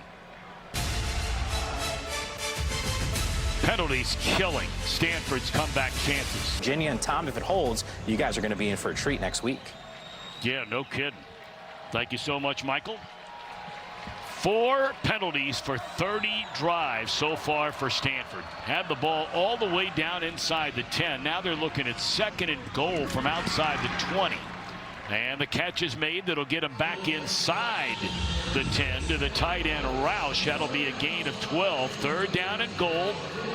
6:49 to go in the game. Yeah, you can see the athletic ability from Roush right there. Just able to get the 1 foot in and rise up for the catch. And the clock cranks back up and Stanford huddles up. 4 down territory clearly here when you're down by 14 and less than 7 minutes to go.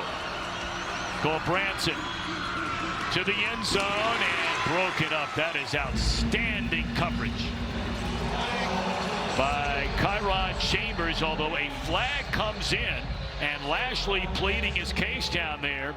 If this is pass interference, it'll be 1st and goal at the 1-yard line. Looks like it was after the play. Or was it taunting after the play? After the play was over, that's sportsmanlike conduct. Defense, number 12. Penalty is half the distance to the goal. Automatic, 1st down. Wow. I tell you, we have seen both teams just make some terrible, terrible penalties here on this drive. Yeah, all the defensive backs have been jawing off with CJ, and it got in their head for them to start doing stuff in this situation. Alrighty, so it is 1st down and goal at the 5-yard line. Look at it, 6 penalties, the 2 teams on this drive, and the team that could least afford penalties on this drive has 4 of them. Looking to, it's intercepted. And racing down the sideline, inside the 30, the 20 is Medlock, and he goes into the end zone. There is a penalty flag down on the play. That return goes for 95 yards.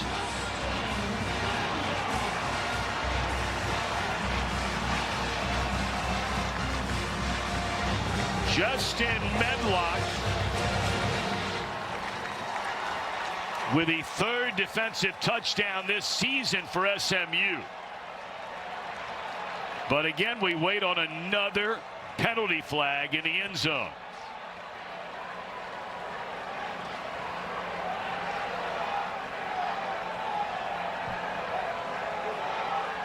Flags in the play in the end zone.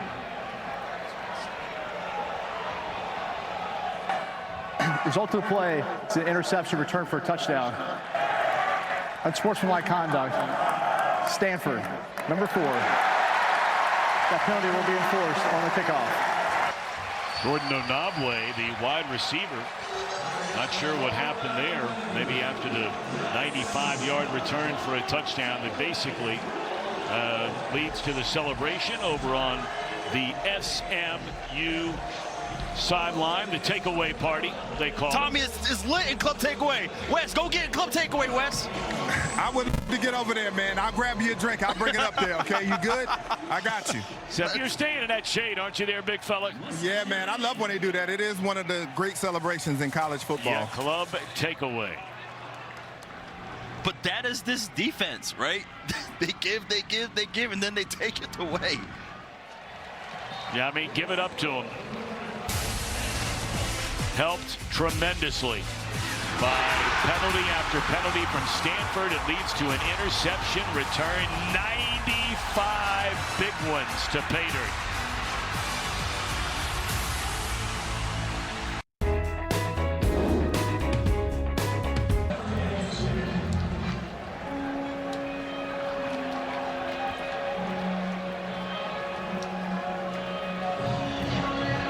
Pass interference, that was a tough call. Then you had the taunting. 2 plays which kept that drive alive, and unfortunately Medlock got the pick 6.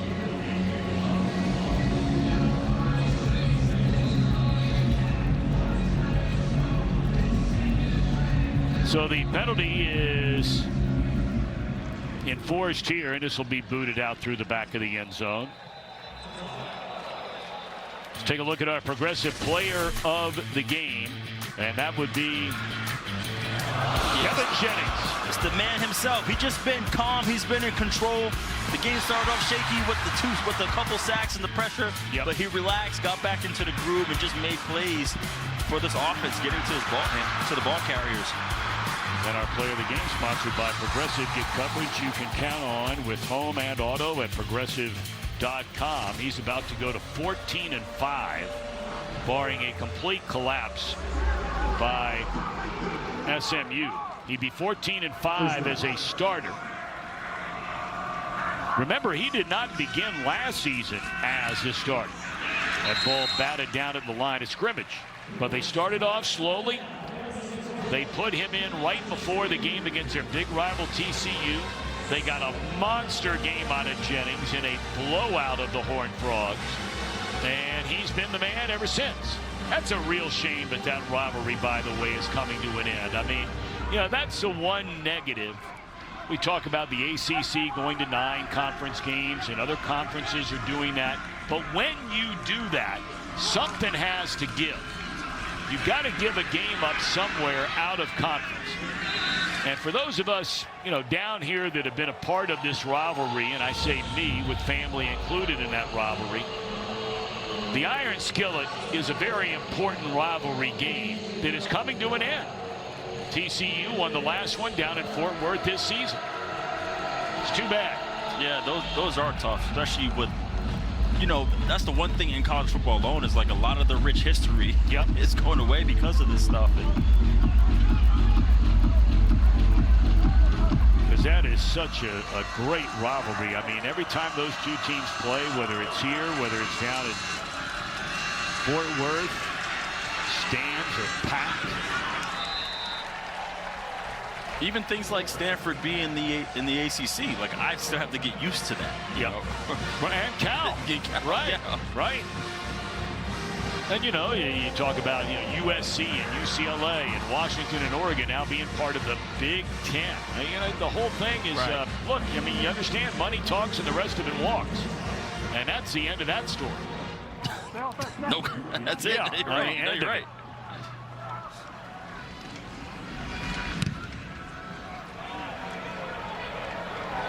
Say there are a couple of really interesting games going on right now around college football, and in the ACC, we told you about that matchup. Pitt and Florida State, with 7 minutes to go, are tied at 24. Tonight, the NASCAR Xfinity Series playoffs heat up in the desert. That'll be from Las Vegas tonight. NASCAR Xfinity Series, 7 o'clock Eastern, 4 o'clock Pacific, only on the CW. Of course, we've got more college football coming up for you here on our CW Football Saturday. Up next, it'll be Wake at Oregon State, and then Xfinity Series racing tonight. This should be TJ Harden time. Yep. He should just get the ball this entire drive. You know, this started a real gauntlet, and man, when I tell you gauntlet, I mean a gauntlet for the Stanford Cardinal. You are going through the very best the ACC has to offer. And look, they've been stuck in that 3-9 mode, you know, nearly for a handful of years. But I mean, they've got to battle the likes of Florida State and also here at SMU and Miami, after that. And so this, you know, they do have games against Pitt and North Carolina near the end of the year. So they're hoping that, you know, while some of the tough ones are going to be just that tough, as there's a big carry and run out of bounds enough for a first down is Link Rhodes. But I mean, take a look at this. Flag is down on the play. I mean, you talk about a murderer's row lineup for the Cardinal, after getting wins in 2 of their last 3. I mean, you got SMU today, went to the college football playoff a year ago. Florida State at number 2 Miami. Then we talked about Pitt, North Carolina. Personal foul, late hit out of bounds. Defense, number 35. 15-yard penalty added to the end of the play. Automatic. First down. And then they've got the big game against Cal. Right, that game's always meaningful. Yep. And then the Fighting Irish, who are starting to really kick it into gear again. Late hit out of Barry Bass. I don't know if I've ever seen a Stanford team that has been more undisciplined than this team has been here today. Yeah, it's been pretty crazy. Just how many penalties there have been and the type of penalties. Yep.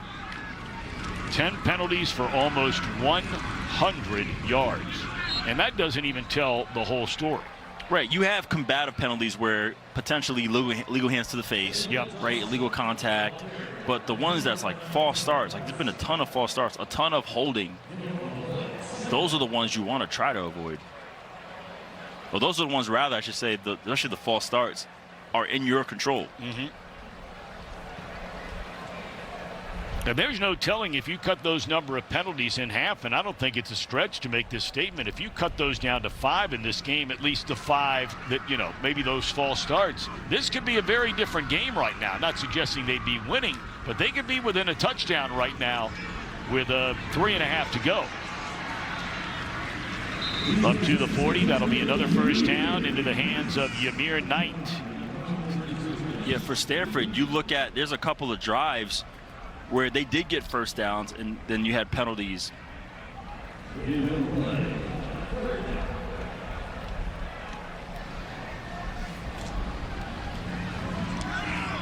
So it's spotted at the 41-yard line. SMU just 2 of 9 on third down conversions today. They've hit some big plays. They've had some monster big plays in this game. 2 of them by Johnson, 1 in the run game, the other in the pass game. Had a 95-yard interception returned for a touchdown.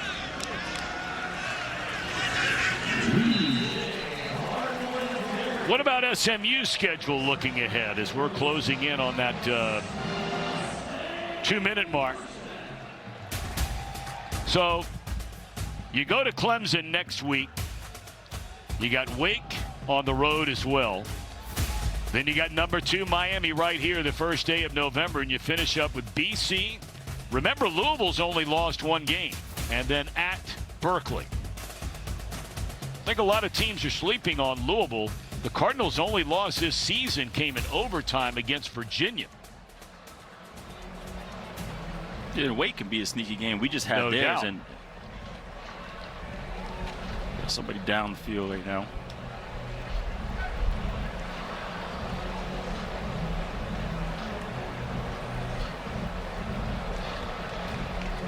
And that is their middle linebacker, Josiah Galvon.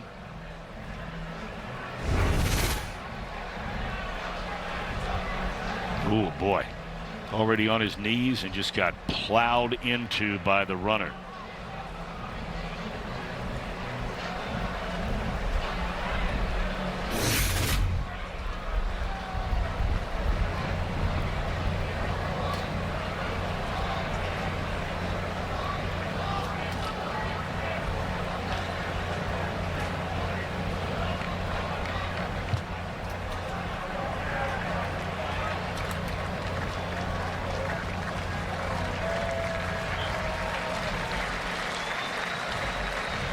Appears to be all right. That's good news. If you believe in magic, Friday, aspiring magicians attempt to fool the world-famous team of Penn and Teller and win the right to perform with them in Vegas.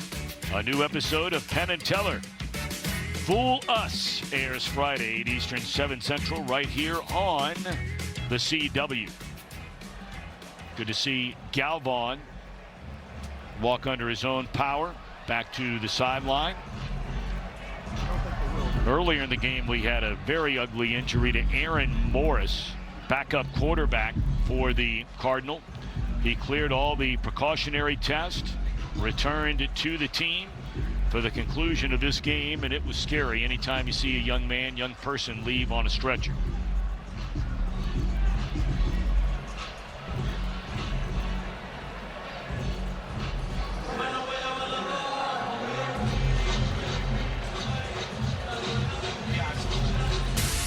We've hit the 2-minute timeout. Stay tuned for the final 2 minutes of the game. Presented by the Wells Fargo Active Cash Center. Earn unlimited 2% cash rewards on purchases. Terms apply. And the quarterback, Ben Gulbranson, had gone better than 120 pass attempts without throwing an interception. He had not thrown one since the second game of the year. I know he's furious that it was the interception was that one. Threw a right to him.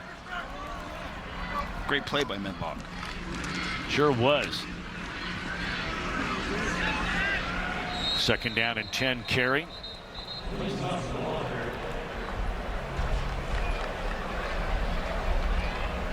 And another timeout going to be taken Set the game clock for 1 minute. by Stanford.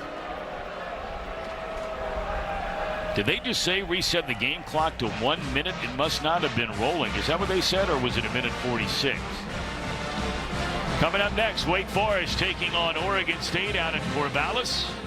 Well, we enjoyed our trip out there last year. A couple of them, in fact, at Oregon State. But it's been a rough go this season for the Beavers. Yes, it has. Officially 122 pass attempts without an interception for Gulbranson until that pick six. Yeah, they were having such a good drive, and obviously the penalties helped them out.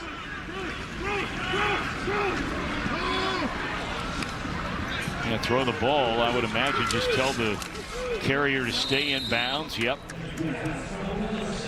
That'll bring up fourth down, and the clock will continue to run unless Stanford, with 1:38 trailing by 21, is going to use a timeout.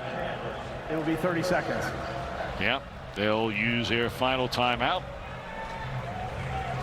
Yeah, and speaking of offensive coordinator Casey Woods this week, he talked about just, hey, we're just trying to get our athletes in space and have them make plays. And that's exactly what they were able to do. It wasn't so much of like these long, methodical drives. It was like, hey, let's get the ball to the best players, to our speed players on the perimeter, and make plays.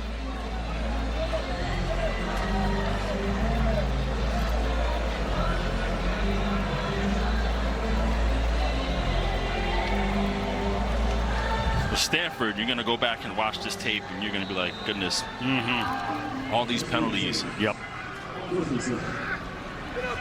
I mean, really, some just killer penalties to keep drives alive and take away scoring chances. Second charge timeout. SMU. It will be 30 seconds. And now SMU is going to call a timeout before a 4th down and 7 with 1:38 left. Let's throw it back to the guys standing by in our studio. Mike. Tom, we're jacked up for this one coming up in just a couple minutes. We got Anthony Hankerson, the captain of the Oregon State Beavs, looking for their first win of the season, hosting Wake Forest. Once again, coming up in just minutes here on the CW. I tell you, head scratcher here. You're up by 21 points, and on a 4th down, you're calling a timeout with 1:38 left. Maybe they just want to avoid a penalty on a delay of game. This will be a 53-yard attempt for Sam Keltner. They need to learn a little bit about this young man, and they may have right there. How about that? By far his career long, which prior to that was from 43 yards. So Keltner taking over officially for Colin Rogers as the full-time kicker the rest of the way after Rogers has made the decision that he is going to transfer. That ball was hammered. Yeah, fun stat. The backup kicker is tight end. Stone heavy. Yeah, that's right. He said, hey, if something were to happen, that's our guy. Our backup tight end.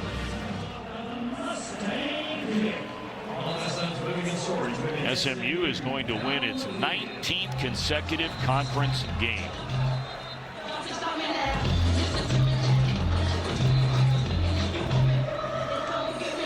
It's just amazing.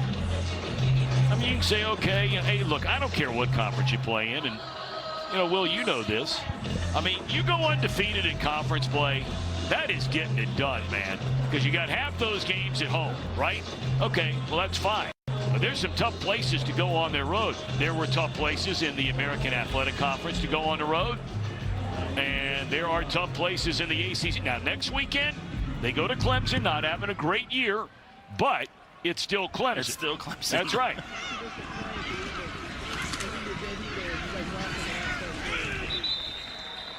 .127 left to go after that 20-yard return.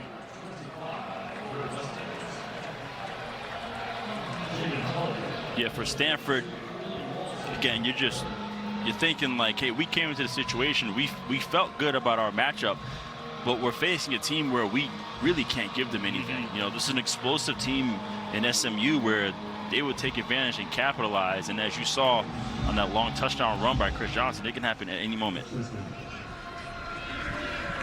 Johnson is the transfer from Miami. He was a huge sign by the Hurricanes. Local kid, and grew up in that area, 4-star recruit. Everybody was expecting big things from him, and he picked up and took off after just 1 year for the Hurricanes a season ago. Played in every game, and he expects a big future. He'll take over as their primary back looking ahead, one would figure, to next year, unless they go out in the portal again.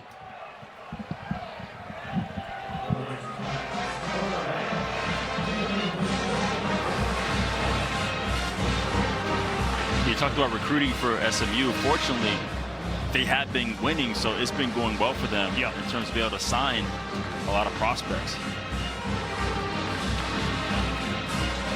Okay, athletics in general here at SMU are going very, very well. Their men's basketball team had an excellent year. Andy Enfield leaving the University of Southern California, coming to SMU, won over 20 games last year, finished in the top 4 in the ACC in basketball. And that's incomplete. Bring up 3rd and 10.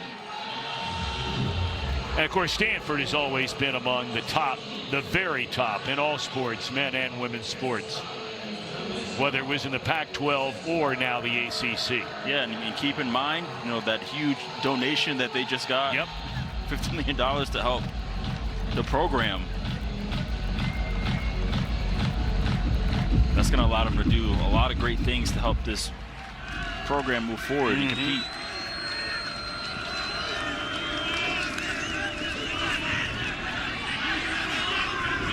And that is incomplete. It'll bring up 4th down and 10.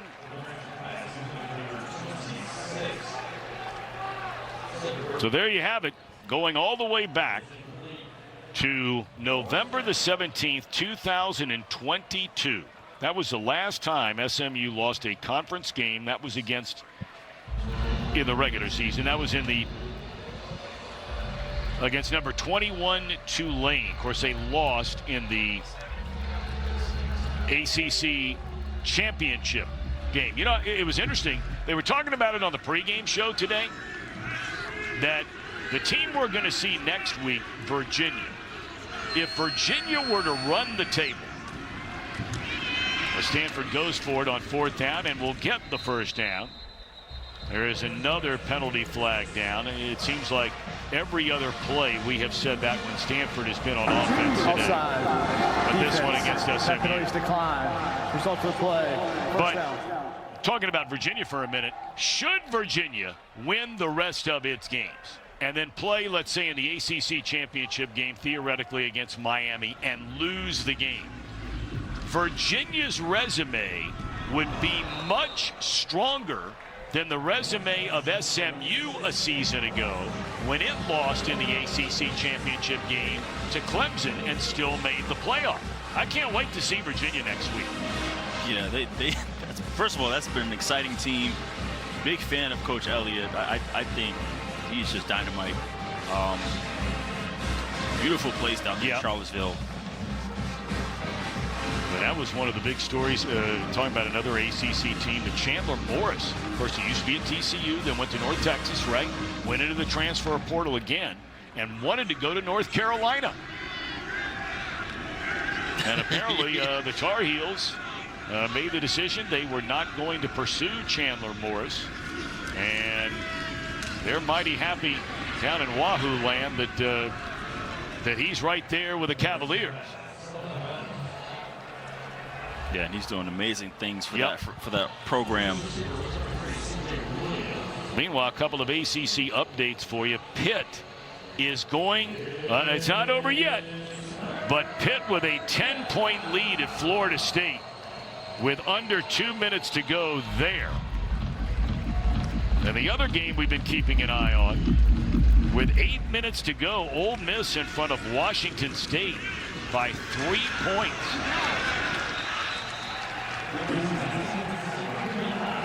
Yeah, just a big hit right there.